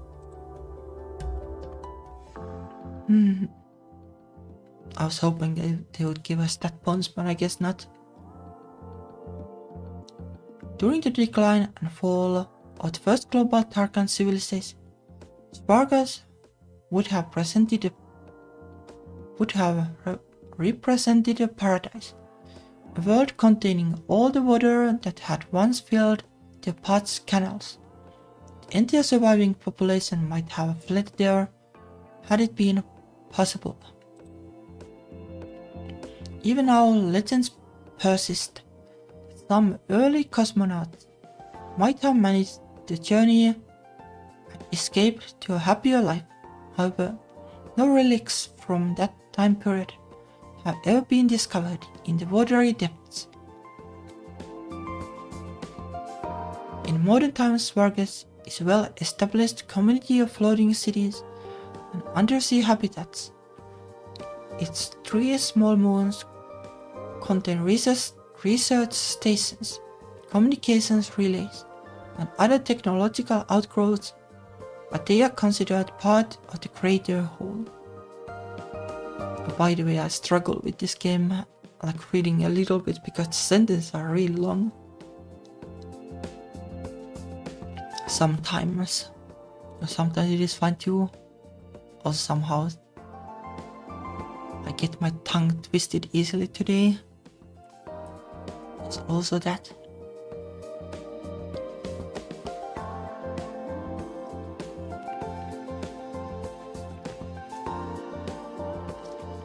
Like long sentences with a lot of like different S kind of things. Get my tongue twisted for some reason. Like Svargas. Svargas has the reputation of being younger and more progressive than the rest of the Tarkan system. Much of the visiting delegation appears to have dressed more for a nightclub than an imperial reception, and the Elector herself is only slightly older than you. Ooh. Very green again. Zorana, hello. So lovely to see you and lovely to be seen. It spins about showing off colors, which your eyes seem painfully bright. Welcome to Svogas, Your Imperial Highness. Of course, I'm sorry about your father, but we are very happy to have you. You must be so bored from long travel and all these arrangements. Hope you don't mind, but I have brought along a range of dance partners for you. Have anyone you like, have all of them. Her manner is extremely informal but doesn't seem malicious. Accepting her offer will demonstrate your mutual friendship.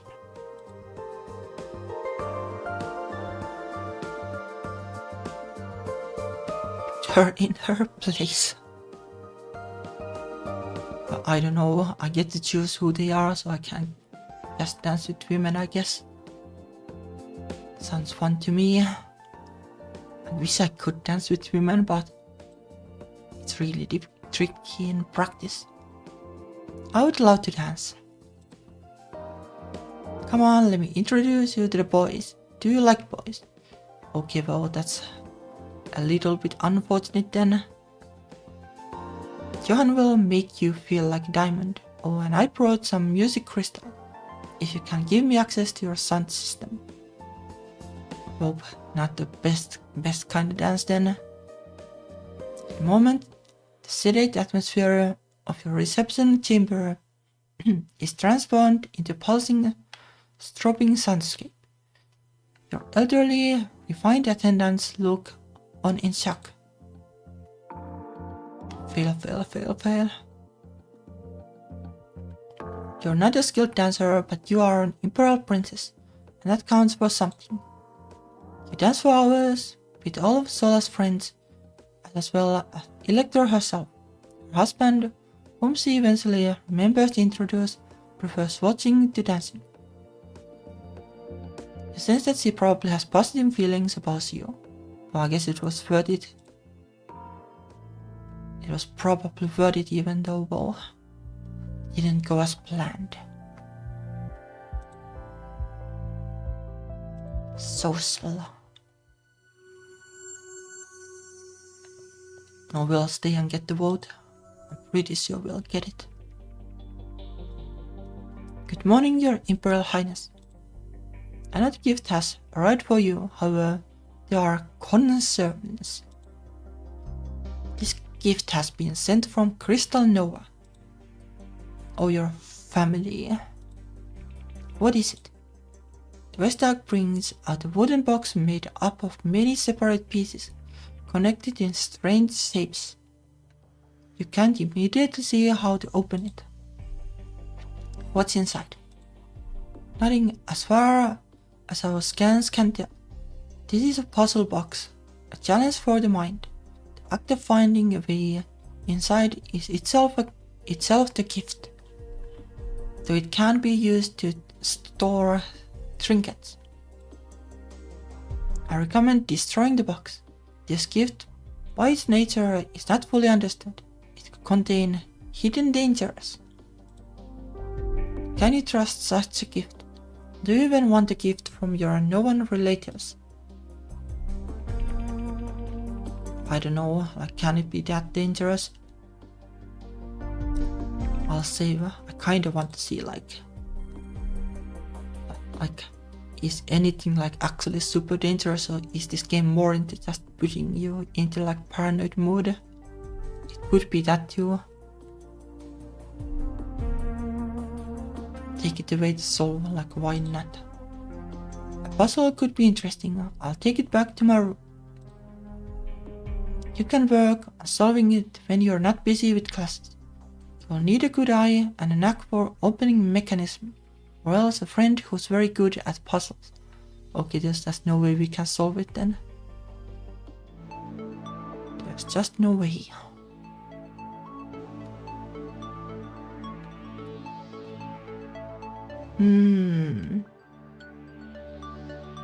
We could get these two, but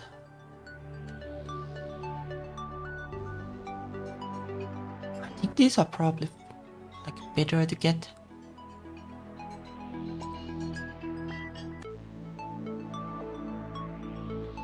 I would assume this means that we can get like more points in them. I'm not sure like how the math works exactly. My safe thing would be to take deception first. I think at some point I want to stop with this anyway. The rhetoric and ethic, I guess.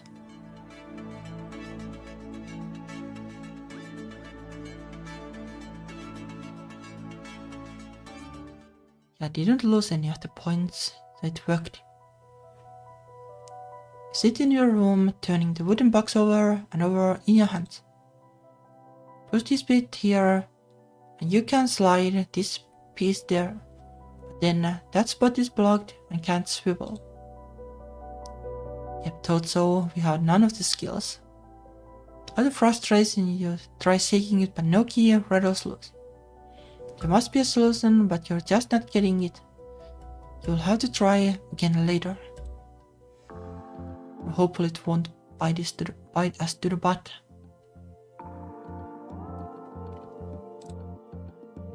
Okay, surely we can just negate and do it. Actually reminds me of some kind of fruit like, but I'm not sure what.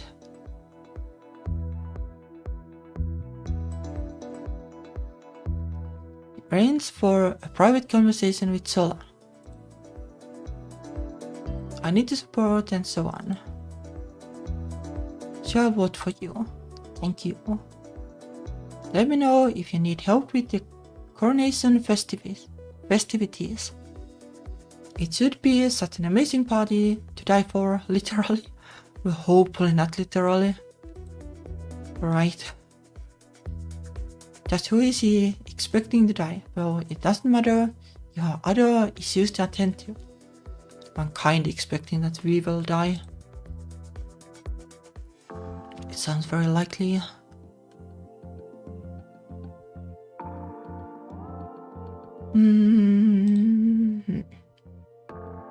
Well, let's check the alerts, I guess. Good day to you, and so on. Discontent.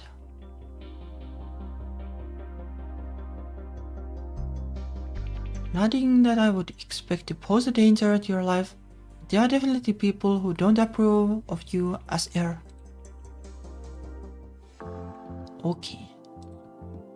These people don't offer anything, sadly.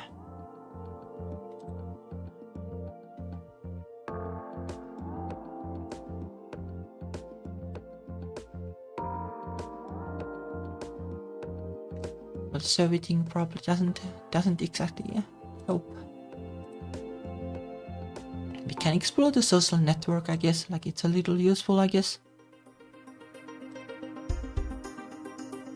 Allied with Jade, Eva, Chapadoc,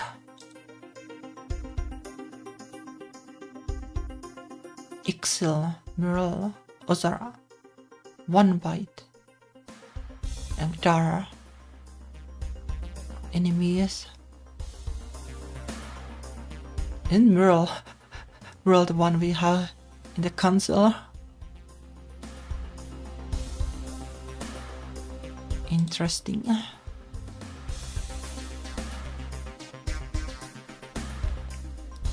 Hope we got one vote at least.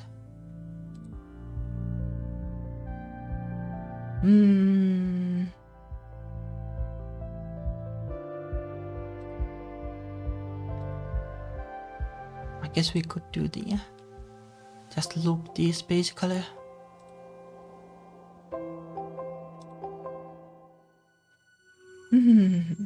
Alright. Well, that went well for change. Target spawn it is. Very fiery, I guess.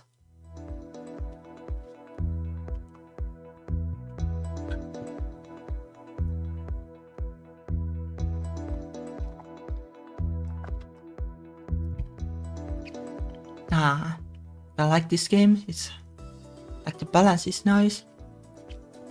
Mechanics. And then like it's like really weird lore and stuff that is fun.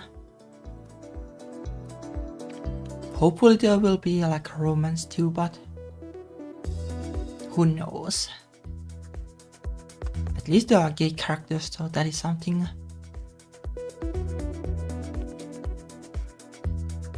You have received a message of a political nature.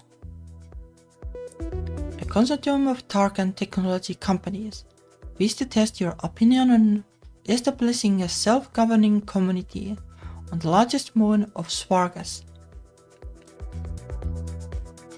They are not making an official proposal or requesting any action on your part, merely putting out feelers to see if you might support the idea. Svargas in the Tarkas T3 sector, Sola's home. It has 3 moons, and if one declared independence, the others might well follow.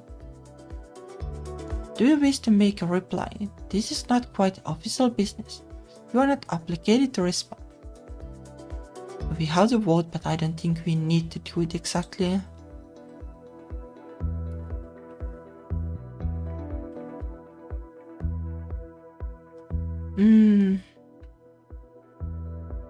I don't know, let's just be non-committal. I don't want to take a position right now, and there's nothing that could be done until after the election. Ignore them for now. If they press for an answer, say something vague that doesn't make any promises. Very well. Could have just declined to, but oh well.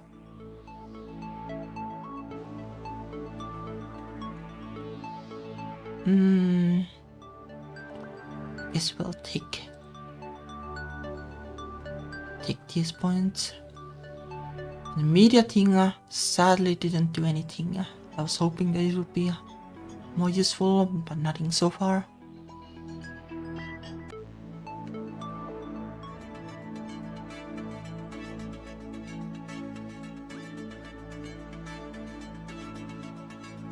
Oh, I guess this didn't go further. Nope. But there's no way we can solve it because we had no skills. The puzzle box. Hold it to your rap on it with your knuckles, listening for hollow spots. You scratch your nails gently over the surface of the wood, checking for hidden seams. Press, pull, poke, twist. Okay, it just makes us negative. This is pointless. You can't afford to waste any more time on no one's stupid gift. They probably designed it just to drive you crazy. You call a servant to dispose of the offending object. Out of sight, out of mind. Okay, so that was a trap queue. Takus Prime, the still beating heart of a culture for older than the American Empire. Also, we are negative when we are going to do the social things of well, that just happened. A world that died, and yet was reborn from its own dust. The first great global Tarkan civilization reached for the stars and almost achieved them, but their hunger for glory outstripped their planet's resources. Their thirst for technology drained the seas and burned the skies. As the planet's heat grew, so did wars and plagues, but it was famine that finally decimated the population. What remained of the Tarkan race descended into barbarism, scrabbling for survival among the ruins. It took many hundreds of the cycles for rebuilding to begin, and Second Tarkan civilization is slow, cautious, a careful shepherd of its resources, and excessively proud of its accomplishments. That self-importance creates difficulties with the reception arrangements.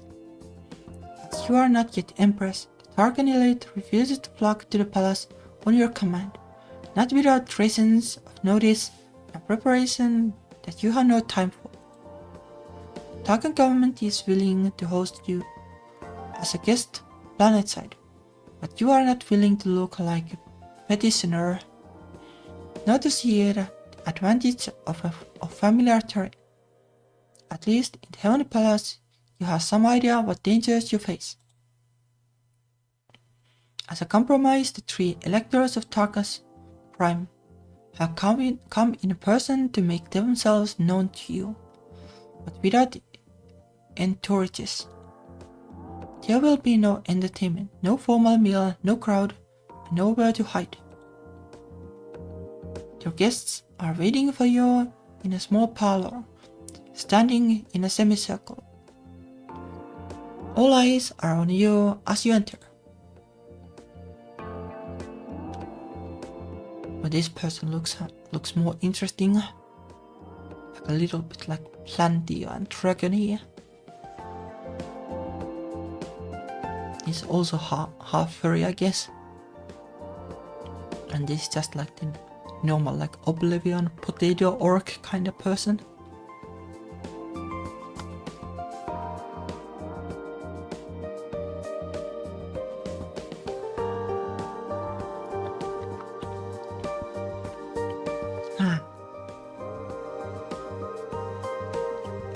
Your attendant announces their names.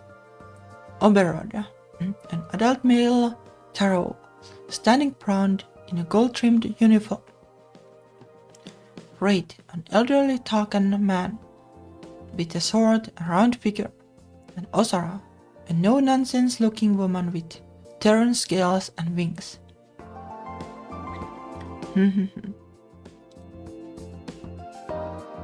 You place your palms together, then spread your arms wide and straight in a traditional Tarkan gesture of peaceful welcome.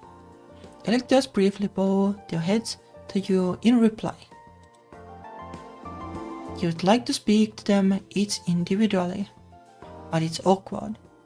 You'd have to pick one to address first, and the others would be right there watching and listening. They might feel slighted.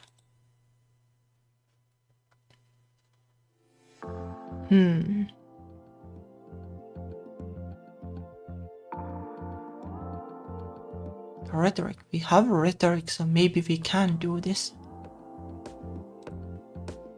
Yay.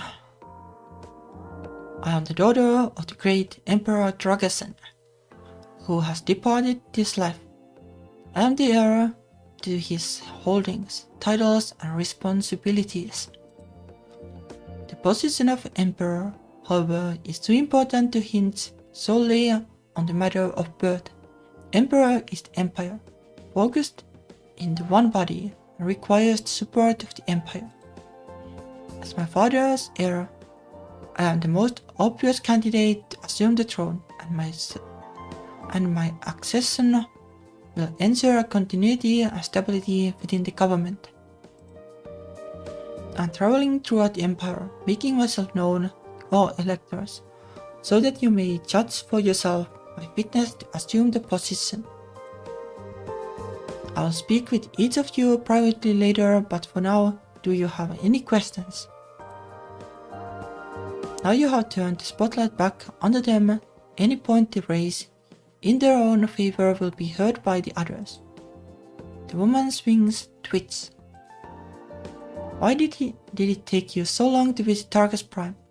Are we not considered important to you? Well, I don't know. Did it take that long though?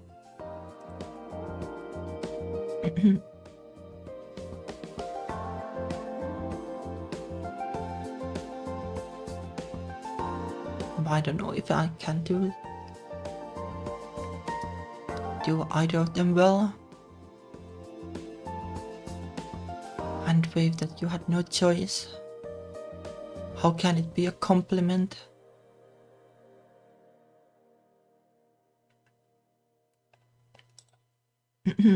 Okay, well that succeeded at least. This is a very delicate time with the arrangements to see my father's honor. The pre-existing arrangements for the Heavenly Palace's passage, and the negotiation left open while no one sits the throne. As you, Targus Prime is extremely important to me, but it would have done the Empire no good for me to break all commitments and rush here as if it were some province in rebellion. Even Ozaranads, if grudgingly. Oberot puffs up his chest, the medals on his uniform glinting. Tell me, what is your experience with the military? Have you served a tour of duty? Oh, this guy is lost cause, I guess, though I kinda expected that. Surely he knows that you haven't. You are too young for official service. Is this meant to be a trick question or simply an embarrassment? Your brother joined the fleet, and that didn't end well. Fail.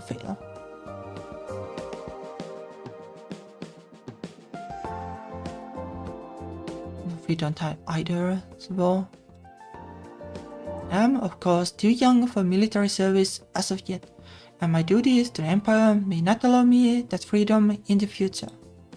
Of course, I understand the importance of the military to the safety of the Celestial Empire. That is why I rely on experts, such as the Star Admiral, to advise me. Oh, somebody we haven't seen at all yet.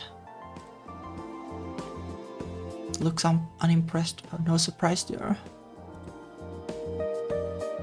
Raid clears his throat, then presses his hands flat to his sides. We know very little about you as an individual. If I might ask, are there any forms of music you find particularly enjoyable? Oh, fail.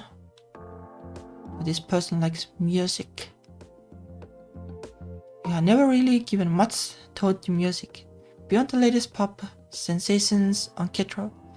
Somehow you don't think the electors will be impressed by the singers your old schoolmates thought were to die for. You have heard of few famous composers from American history, of course. Would that do?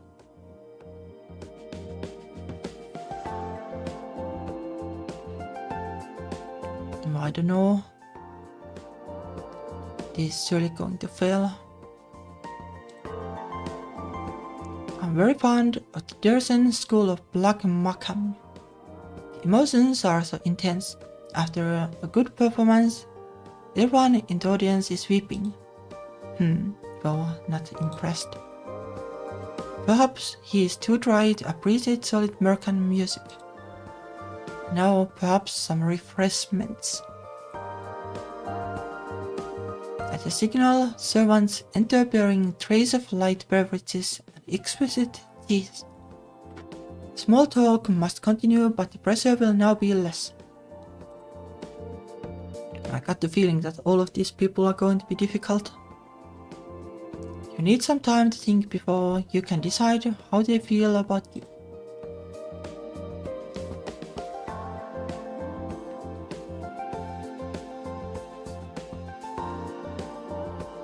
Okay, immediately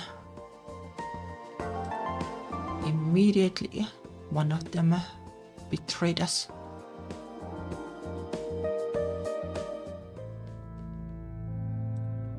As usual.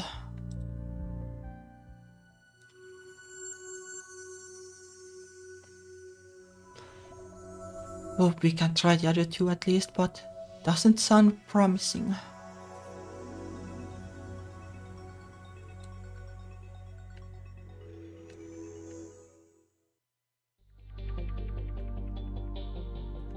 Your Imperial Highness, we have received a diplomatic message from Crystal Nova.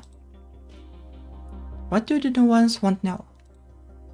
They claim to have captured an Imperial intelligence agent carrying an espionage in their territory and demand that you come in person to the border to negotiate an exchange. The problem is that he is not one of our agents. She taps her screen. The individual is a common Imperial citizen doing business in Crystal Nova. He is not an agent. He is not even an informant. He has no classified value. If this is an innocent citizen, then he might be condemned to a Novan prison through no fault of his own. Better to lose some unimportant businessman than to put the Imperial Princess at risk. Why do you think they are insisting on her personal presence? It must be a trap. The Novans have designated a neutral sector just outside of Imperial space to make the exchange. If you wish to negotiate, you will need to be at this location by turn 22. So 4 turns. It is of course your decision. And right now you have other decisions to make. Well,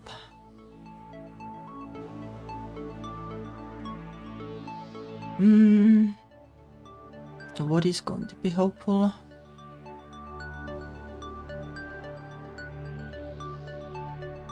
We would only get plus in these, but what does it help?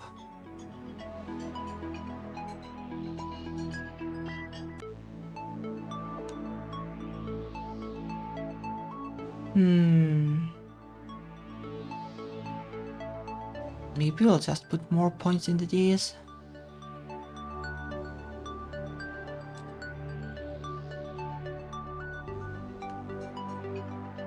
I wonder like how much it would do to just have like a little bit of points in something. Like does it help?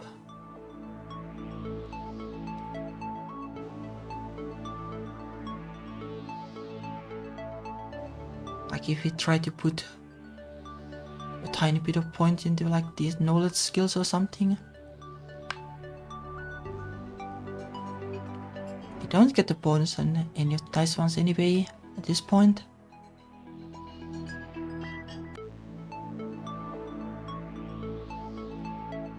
I guess we can try.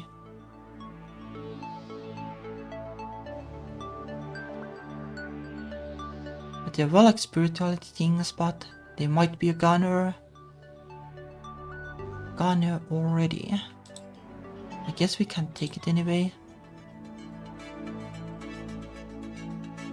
Basic level knowledge, better than nothing hopefully. Opposite. This one is a gunner. These are possible, but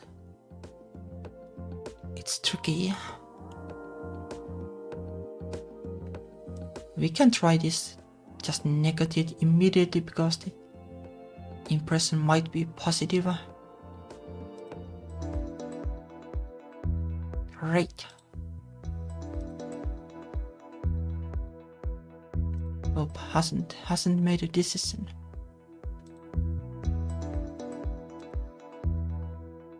The sense that he considered bribery to be inappropriately vulgar. Absolutely not then I guess.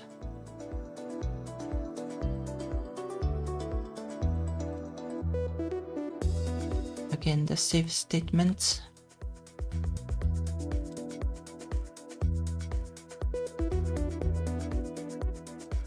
A positive but not too positive, I guess. Like, what can you do at this point?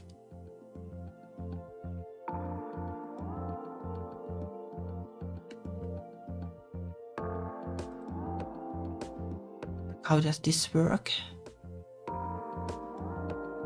Like, can you just like butter up him to be positive? I guess we can save and try. Menu.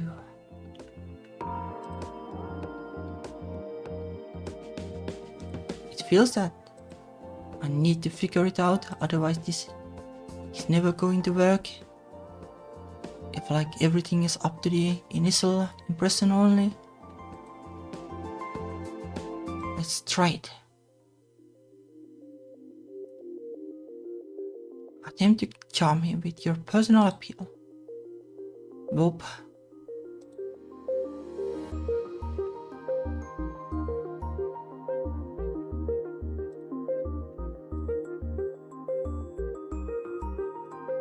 Okay, so that's not going to work without skills. Let's just load.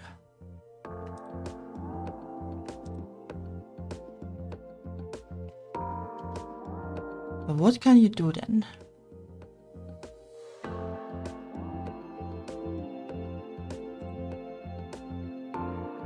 Probably negative.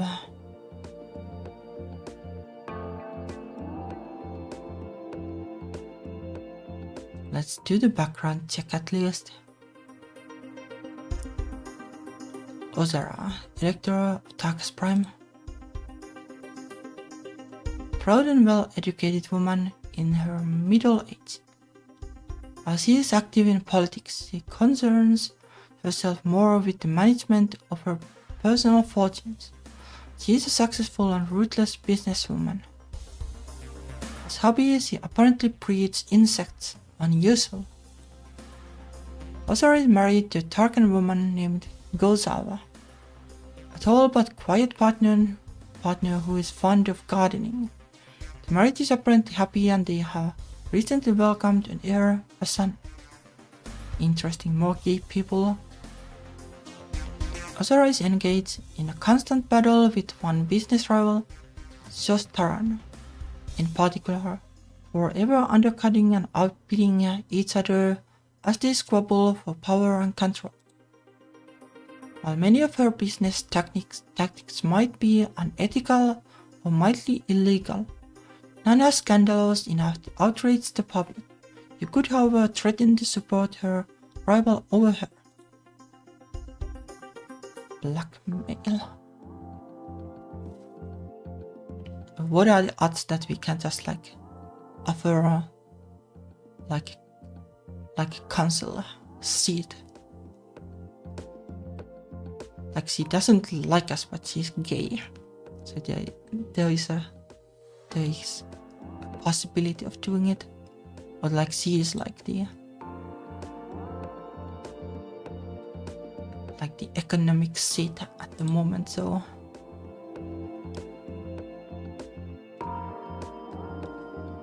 no idea how that would work.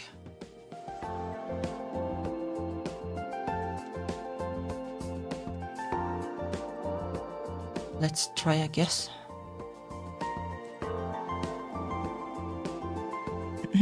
Of her cabinet position. Arrange for a private dialogue with Ozara and lay out your offer. In exchange for your electoral vote, I'm willing to grant you a role within the Celestial Ministry. Be one of my closest advisors with influence on Imperial policy. Alright, I'm listening. What's your offer?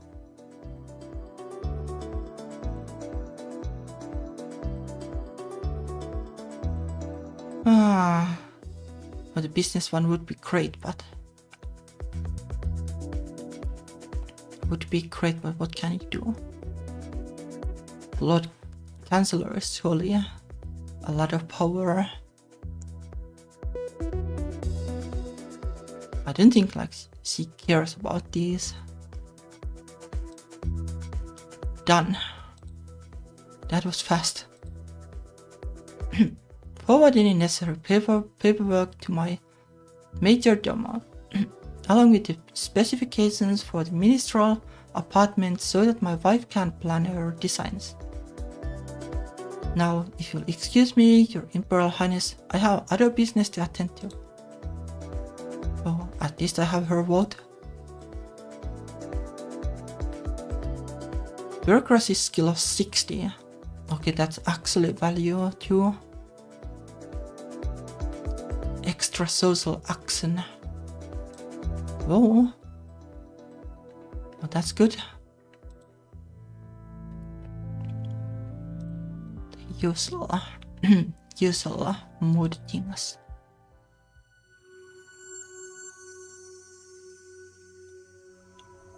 Whoa, what are the chances that we get the last one?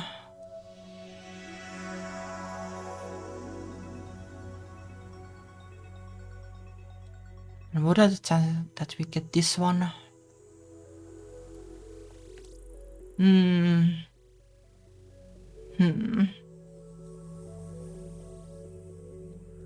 could just give up them, but it's not great exactly. But there's a chance that this one will vote for us anyway. Like he didn't hate us. This one I don't remember even who it was. It was probably not an easy one. We could just leave it and hope that it goes well. Like there are a lot of votes to get here.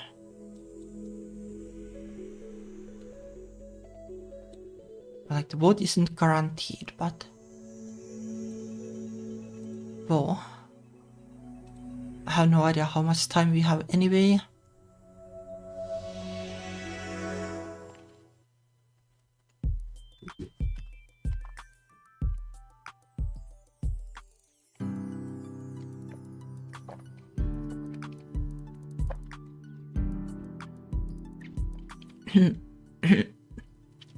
Well, she was very nonsense. Just like done. When the deal was good.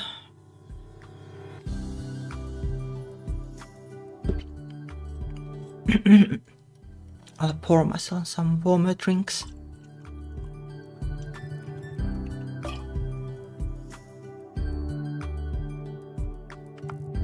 And retry.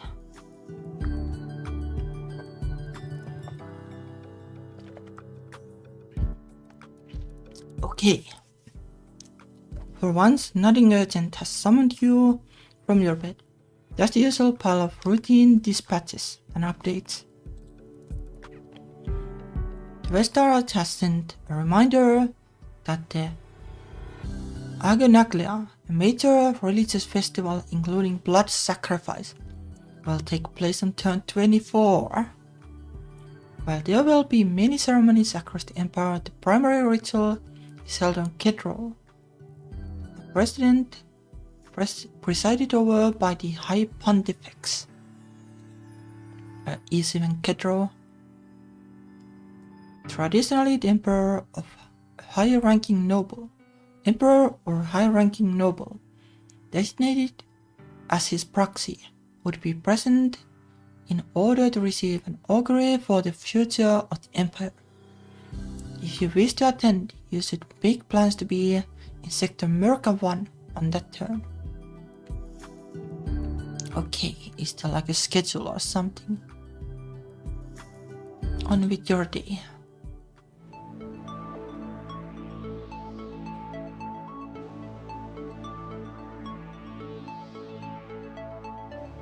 Oh, it was 24 anyway, I guess. There's a risk that I don't remember it though. Okay. And now we have great bureaucracy here. it was kinda worth it. We got the vote and we got more members. No idea though, like if she's loyal exactly, but the deal seemed good.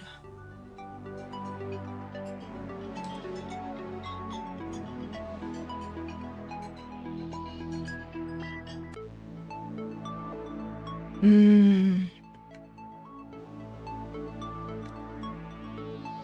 think we'll just get these.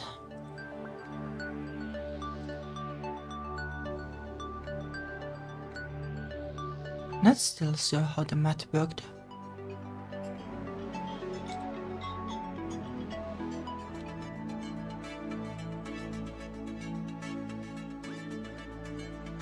We did get the full points though.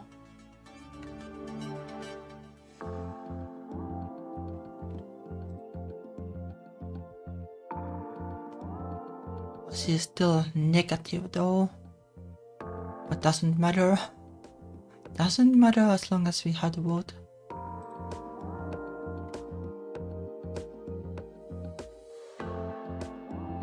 Would be nice to have like a pet that would actually do good things instead of just making us negative. So like it's not the worst, but like then could use the deep space turns for something useful actually.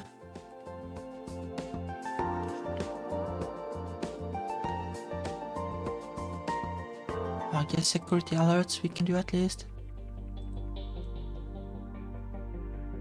Nothing that would pose a danger. I don't approve. Nope.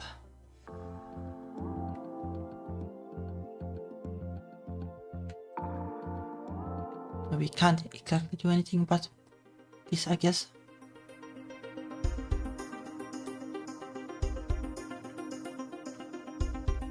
Allied with Erlotia, Mao. Oletko Tarkas. Jade. Hero 4 and Eve Hero 3.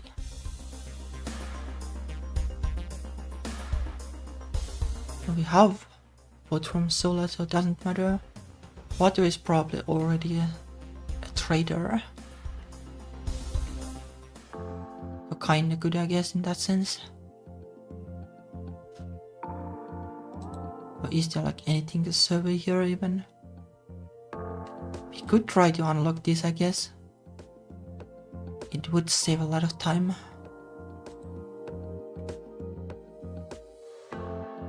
What does denounce even do?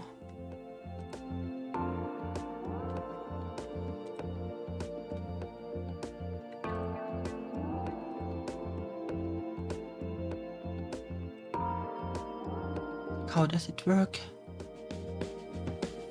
How to declare an elector that you have made to be personal non-credit. Banish them from your presence, damaging their reputation. This will please their enemies and upset their allies, as well as ensure that they will never vote for you. Denouncing somebody who is already unpopular can win you more votes.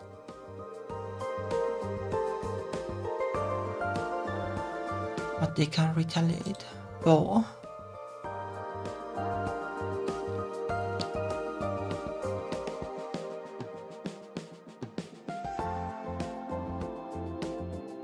I don't know, like if there is anything though.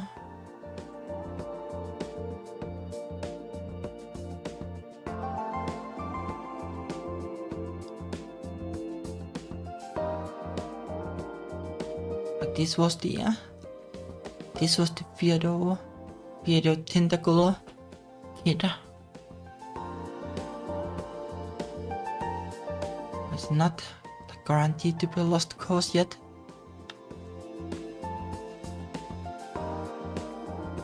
I don't think I can denounce anybody at this point. Hope end turn, I guess.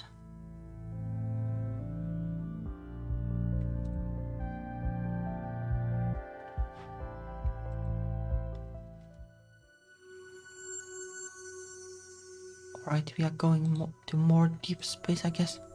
But this is the neutral space, but I don't think we care.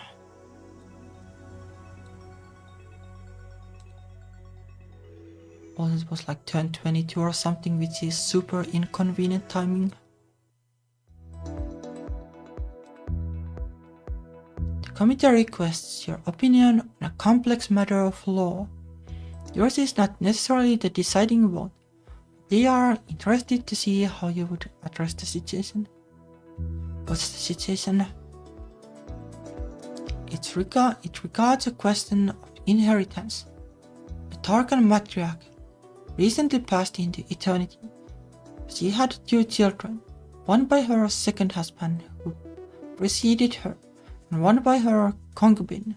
She left no will. So the legitimate child inherits. Not everything but the status and titles yet, under normal circumstances. Documents have since been found to indicate that the matriarch's first husband was not actually dead at the time she married her second, making that marriage legally invalid. How did that happen? They were living separately on different planets. Either there was a miscommunication or the matriarch produced false death papers so that her first marriage was no longer an issue. But how does this even matter to us? The first husband did die half a film later, before the supposedly legitimate child was born. But the mistake was not noticed or dealt with at the time, so the invalid marriage was never replaced. None of this would be an issue if the woman had left a will. As it stands, the person who was treated as the heir is technically neither the child of marriage nor a registered concubinage.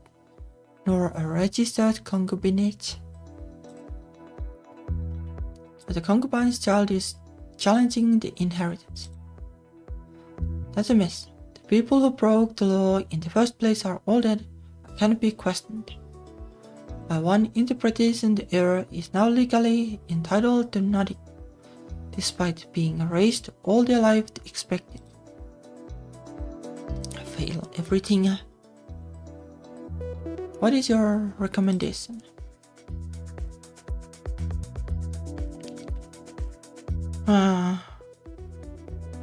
I don't know, if you need to have an opinion on this even.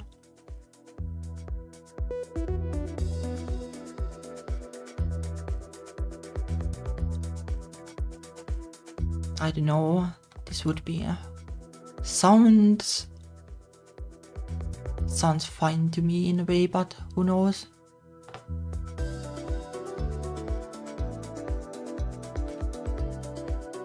Let's do it, even though it is a fail. I don't want to disinherit the first child, but the second child has a case too. The fair solution is to treat them the same and split the estate between them equally. Very well. No idea what it matters, but maybe it will bite us to the butt at some point too.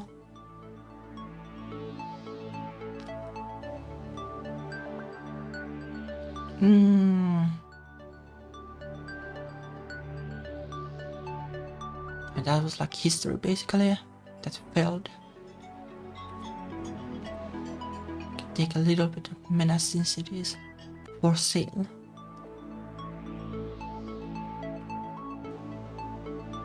I think I want the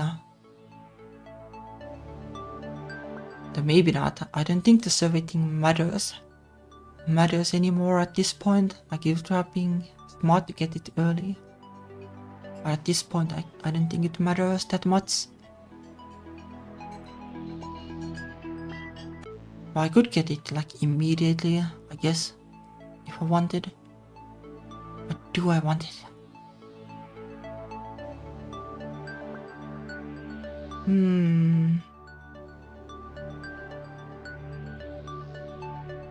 Probably not, I guess.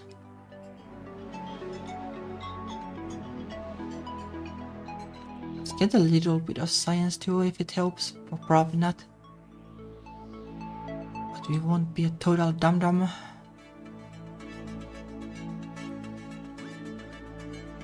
Golden Empress outfit which provides a bonus to emotion skills.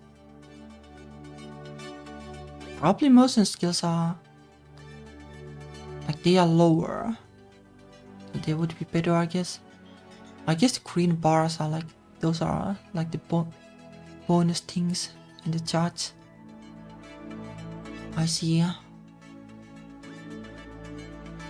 Emotion isn't that useful in the end. Probably fine.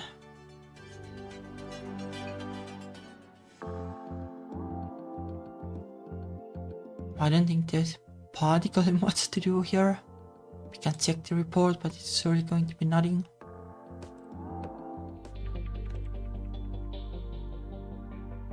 Yep, it is same as usual. I guess closety is like where you can change the outfits. Yep. I wish there was like some kind of chat system for this.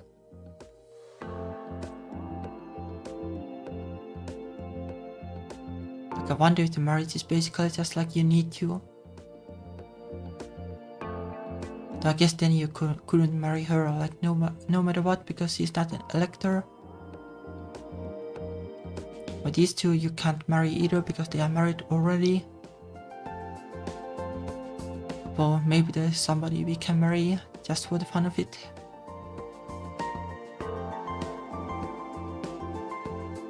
Do we want like the anti-happiness pet? Probably not. Social.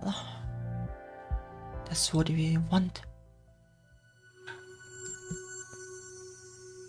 Alright, now we are getting to the new territory. Do we start from 3?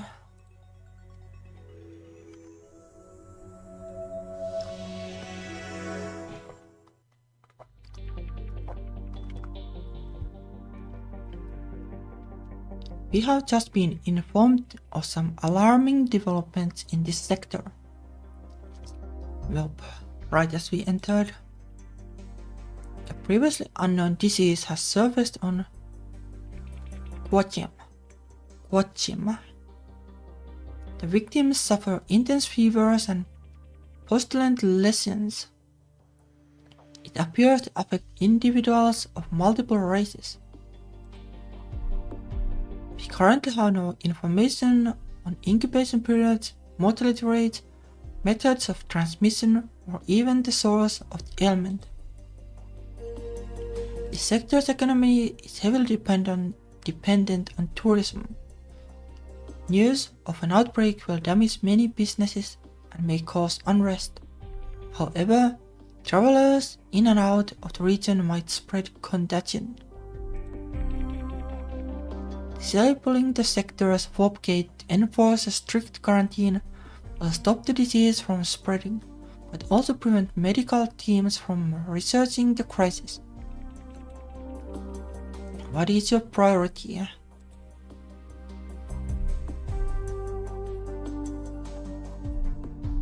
But yeah, this is slightly more likely to work given our skills, I guess. We have the bureaucracy at least. The most important thing is to find out more about the disease and how to treat it. Use my personal resources to organize the best doctors and medical scientists to tackle this. Very well, how should we handle the public information aspects? Media plus bureaucracy is likely to work, I guess, and sounds sane too. Issue travel warning. Suppress news to avoid panic. I guess we could do that too, but...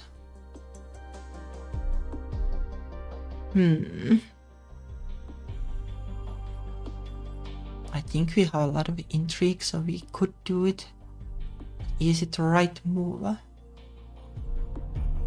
Health advice would definitely be good, but I don't think we can do it. Encourage safe spending. How is that going to help at all?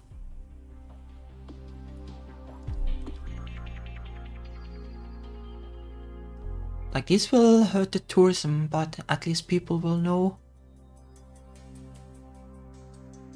Like, suppressing news. Like, there's a bigger risk that it will just spread then. I think this is basically what happened when COVID was a thing. And it didn't work in practice too well. I guess this was also, a thing. But this would definitely been a huge disaster. Like, it would have made things even more worse. Well, let's issue a travel warning, I guess. We need to explain to the Empire at last that there's a problem and that everyone should avoid entering the sector. Very well, detail your requests and I will get the process started. An epidemic is a bad omen for the Empire. Whatever way you look at it, this could do great damage to your reputation. But it's not my fault. I didn't cause the epidemic.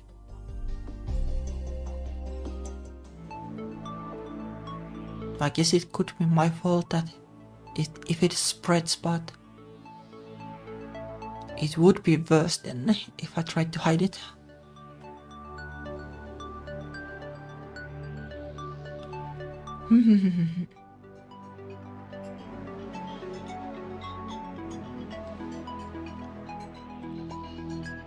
Let's just get these because they are cheap. Although these would be cheap too.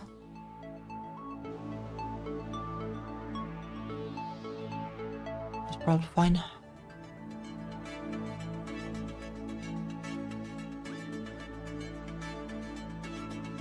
Okay. Your Imperial Highness updates on the local situation. Well, that was quick.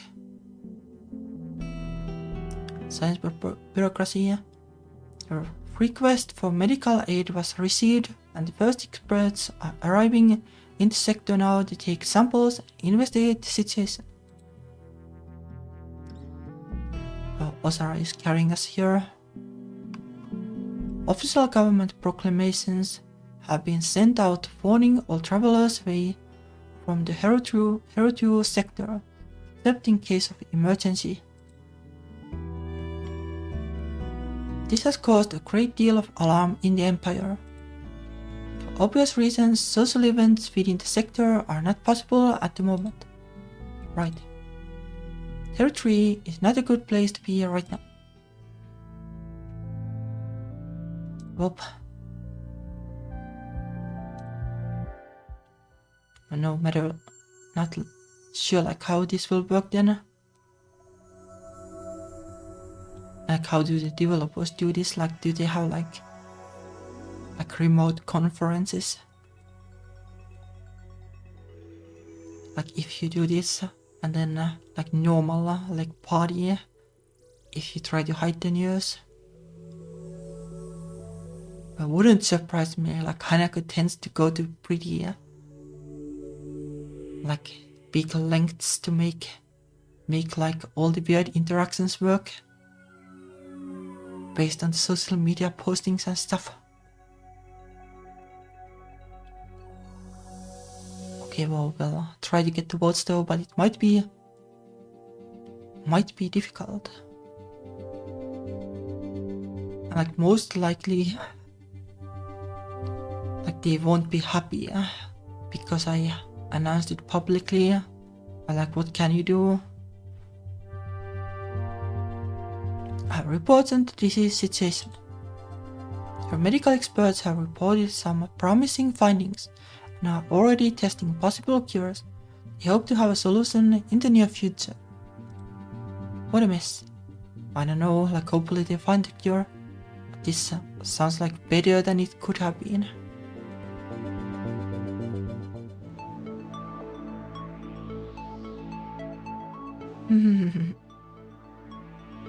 We can get rhetoric basically to the maximum.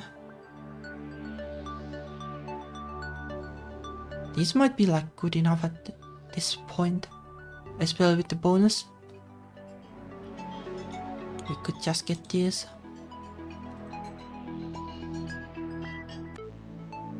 Because they are cheap.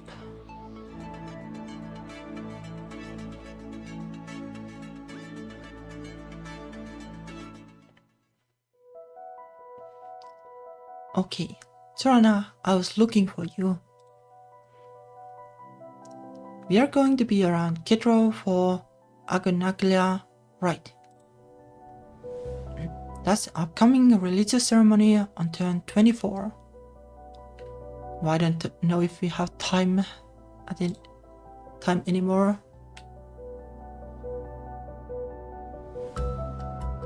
Kind of a problem. I don't think we can get there in time.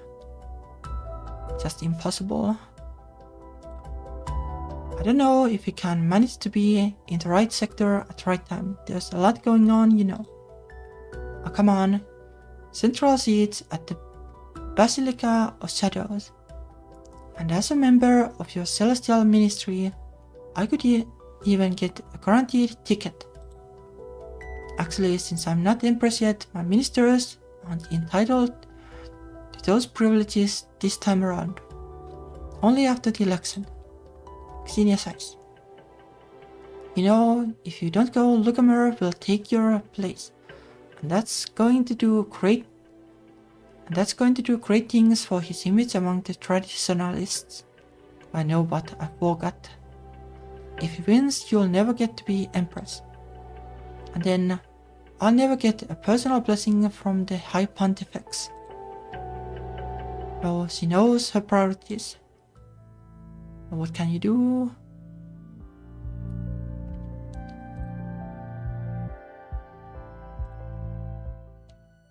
How far away would it be? Yeah, there's just no way. I think it was in Merca 1. Which is like super far away.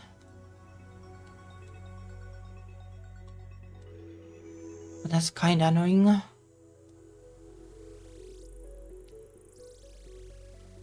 Like you need to know it in advance and basically well.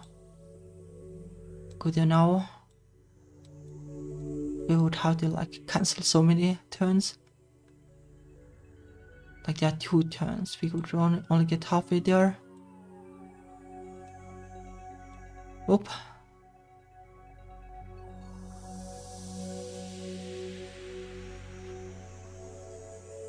I wonder if you can even like, we haven't like met anybody here, so maybe it's just not going to happen until it clears the disease. Maybe I will have to go here instead.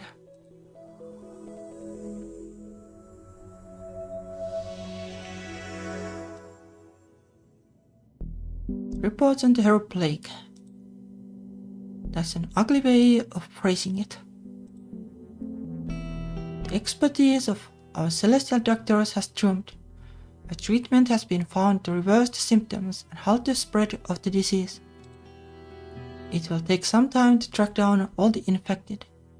Some may refuse treatment, but the worst of the crisis is behind us now. It sounds like everything is going to be alright now, but the populace may be a bit shaken. You also have a message from Crystal Nova, communicating the disappointment that you did not rendezvous with them to discuss the captive spy. Well, this is also like mutually exclusive to the other thing, unless you have science or something to fast travel. I had more important things to worry about. It's too bad for the captive, but he's only one person. You have a whole empire to protect. I got the feeling that we are going to lose the election though. Doesn't look promising.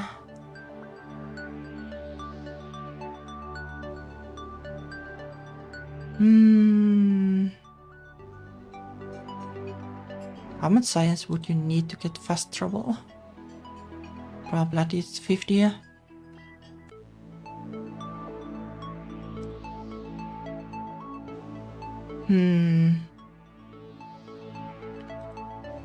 I guess we can't get it for learning experience, like this probably a failed run anyway at this point.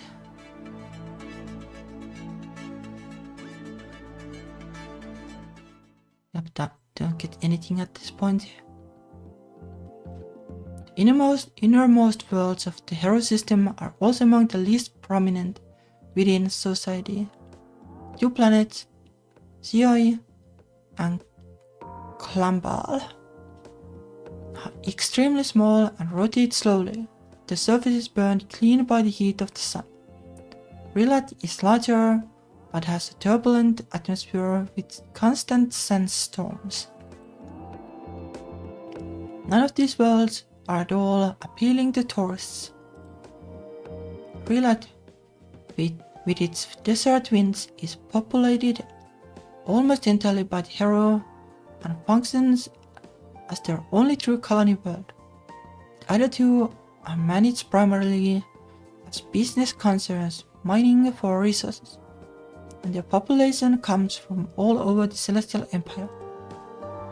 Small and unimportant though they may be, they are planets of the Celestial Empire, and they are each entitled to an elector to represent their interests.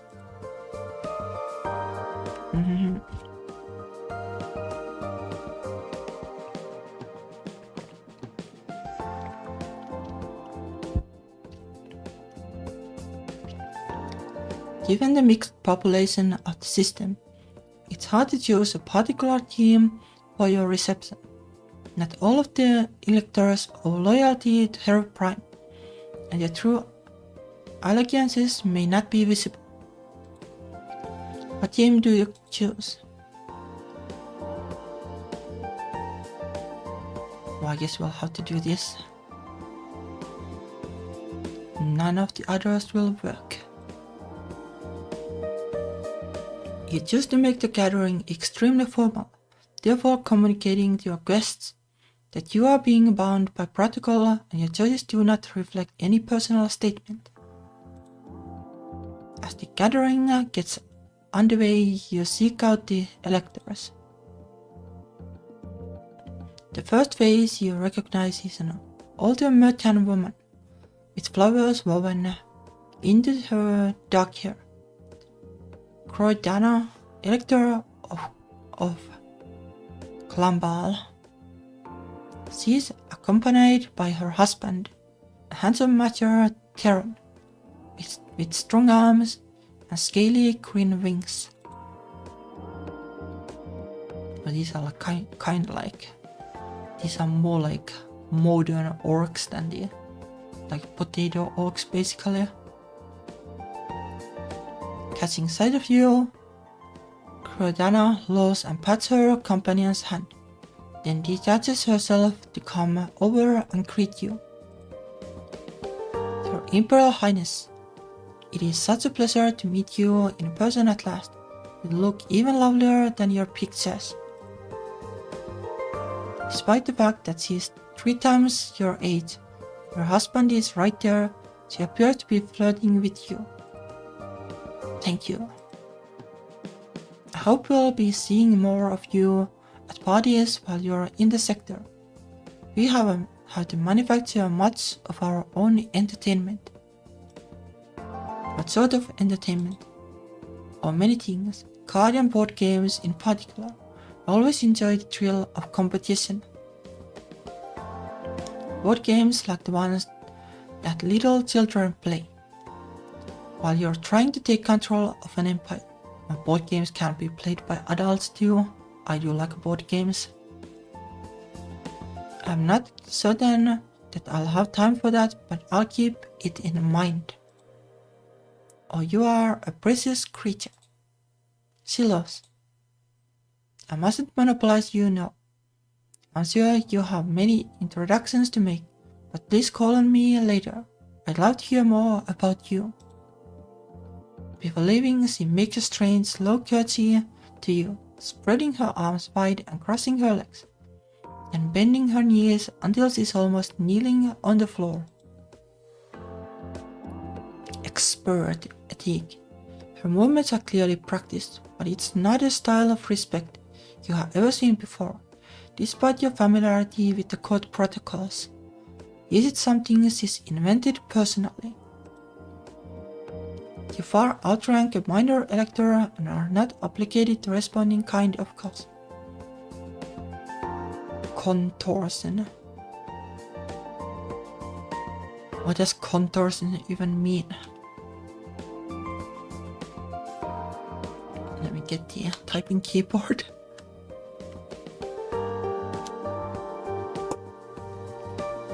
Wait.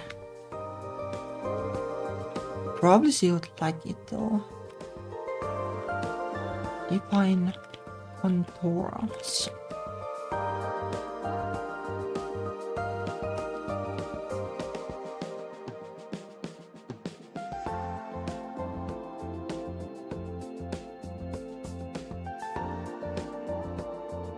Basically bending a lot, I guess. I think we are going to fall over most likely. Something like that.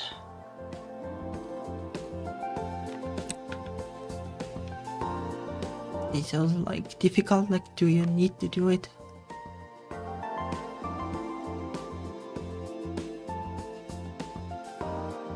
Well, that's just not, I guess.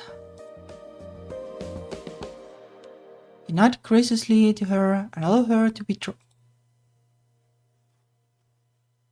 You sense that she probably has positive feelings about you. But it's probably the easy case again. You look around for another electrode to speak to and locate Jade, representative of GI, the innermost planet. The Tarkanen appears to be attending alone and is dressed as a businesswoman rather than wearing a formal gown. Imperial tradition.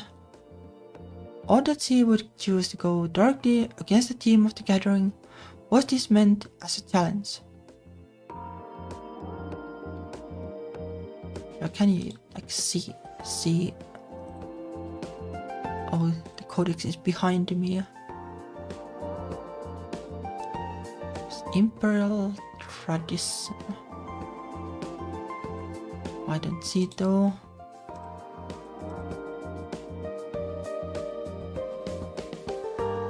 Oh well.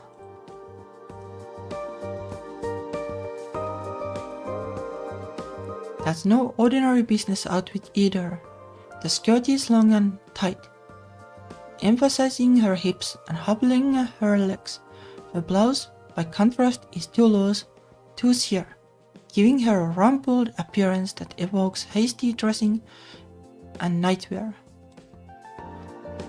She arrived alone, but it seems that her intent is not to leave it that way. Well, yeah, I guess. Yes. When your eyes meet hers, she raises a hand to her face as if startled, then puts on a bright smile and walks directly over to you. Imperial Highness, thank you for taking the time to meet with us. Please accept my condolences about your father. Thank you. He was such a powerful man. I regret never having the chance to know him better. But it just goes to show, you have to seize opportunities when you can. In a place like this, we often have to manufacture our own opportunities. The Elector of Kulabal said something similar. Oh, she did she? For some reason, she appears to find this extremely funny. Some people love to play the game, but they don't realize how easily they can be outmatched by someone younger and faster. Which I suppose means I should keep an eye out for you, doesn't it? She eyes you in a way that seems both flirtatious and provocative. She's trying to get a reaction, but you're not sure exactly what. Probably this.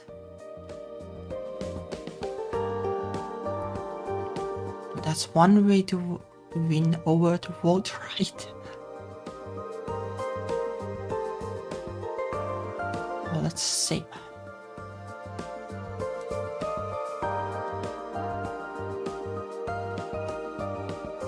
Let's try it. I don't know if we have enough allure, but we can try.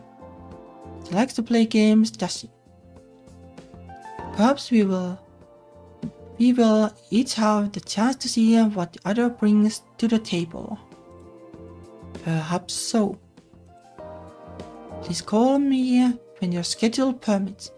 I'm sure we can come to a mutually beneficial agreement. Yes, we'll talk later. She nods to you and walks away, angling her path to accidentally bumping the man in an expensive suit as she goes. You sense that she probably has positive feelings about you. Shaking your head, you look around for the final of the 3 electors you need to meet. They are easy to spot in a crowd, but telling one from another can be more difficult. They all look a bit alike to you, perhaps because you have never known one well. They are rarely seen in the merchant system. Gender is considered irrelevant personal information among the herd, generally discussed only with their mates and their doctors. Their unusual naming conventions provide no clues on the subject. Okay, well, it is pretty hard to tell, I guess, when you're a bird. I think like birds struggle with it too. At least like given by all the news about gay penguins.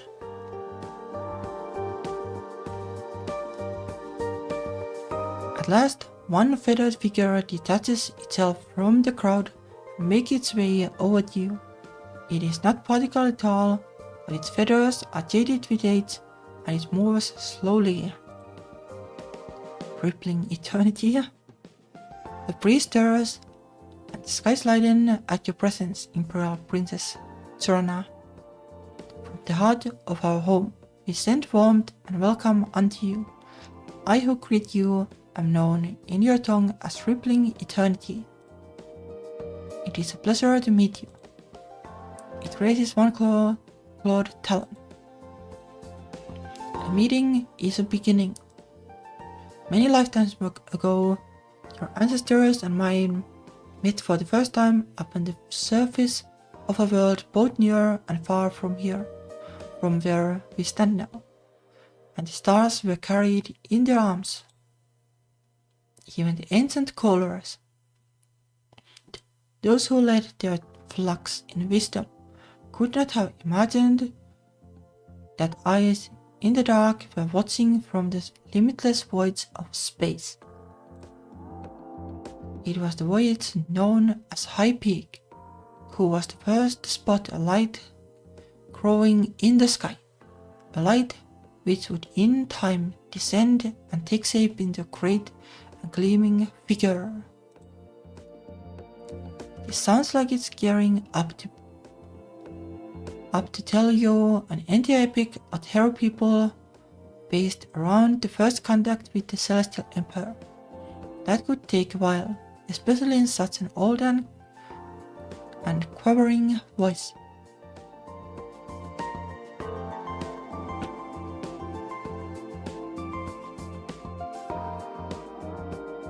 Dramatic but rhetoric. We have like zero dramatic, but we have rhetoric, so no idea. Maybe it's going to fail. Actually, you need the drama part to do the poem reading. Why is there like no ups and just like listen?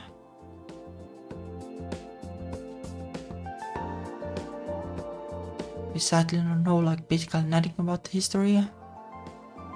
Well, let's do this, I guess. Gentle Elector, the history of the hero and the Celestial Empire is great importance to all of us within the sector. affects every facet of our negotiations. Okay, that's smart, I guess. However, it is my duty to make the rounds and introduce myself to my guests. I must not neglect anyone by staying too long in one place. Is there anything in particular that you wanted me to know right now for our first meeting? Rippling Eternity closes its beak, making a clicking sound with its tongue. At the moment it speaks again. Cooperation opens opportunities, but the rewards are not always equal. A wise leader must consider who it is that pays the cost. Thank you for your words of wisdom. I hope we can speak again later. I'm certain we will. With that, you extricate yourself and continue around the room, smiling at assorted dignitaries. Much remains to be done before you have any chance of claiming the throne. You can't let Rippling Eternity claim all your time. Since it probably has positive feelings about you. Okay, actually a planet where we did well. That is new.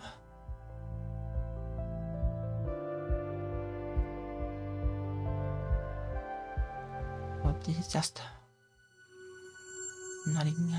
nothing in particular. I think we are just staying here. When we are done with this, I guess could just be done right now. I think it is pretty good time to call it a day. Files save.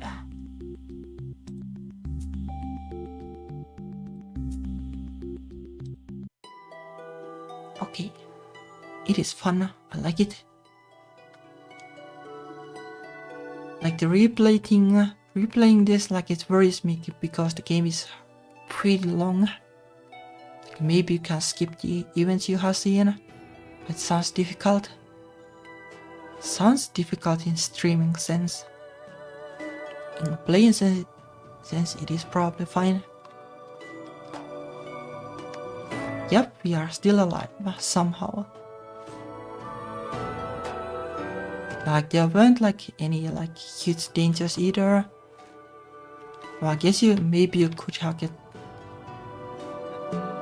gotten killed somehow, but it doesn't seem like there were anything super dangerous things. Any super dangerous things this time around, but they could just be at the end. But it was fun. I like it. As for the next time, I'm not entirely sure yet, like what the schedule is going to be. Like I'm going to go to my parents on Monday, and that is in the middle of nowhere, so there's just no way I can stream. So it might be like a week without streaming. As for tomorrow, I'm not sure how the schedule pans out. I need to do things and need to pack things up and stuff. But if I have time, I would like to play more. Though, either way, I don't think we are going to finish this until I'm back from the holidays. Although, it's kinda unfortunate, but, well, a lot of volume in the game. And it's fun. So we'll be back to this eventually. If not tomorrow, then, well, in a week and some, probably. I'm not even sure like when I can get back. I don't think it's going to be more than a week, but who knows. In the middle of nowhere, it's kinda hard to get back to. But yeah. Galaxy Princess Zorana, I like it. It's fun. It's fun. Anyway, yeah. Thank you for watching. See you. Well, I think we'll see. I'll see you later this year still. Oh yeah, I wanted to do like an end of year recap stream too, so that is a thing. No idea how that will fit into the schedule, but I'll make it fit. Anyway, thank you for watching. See you later. Bye bye.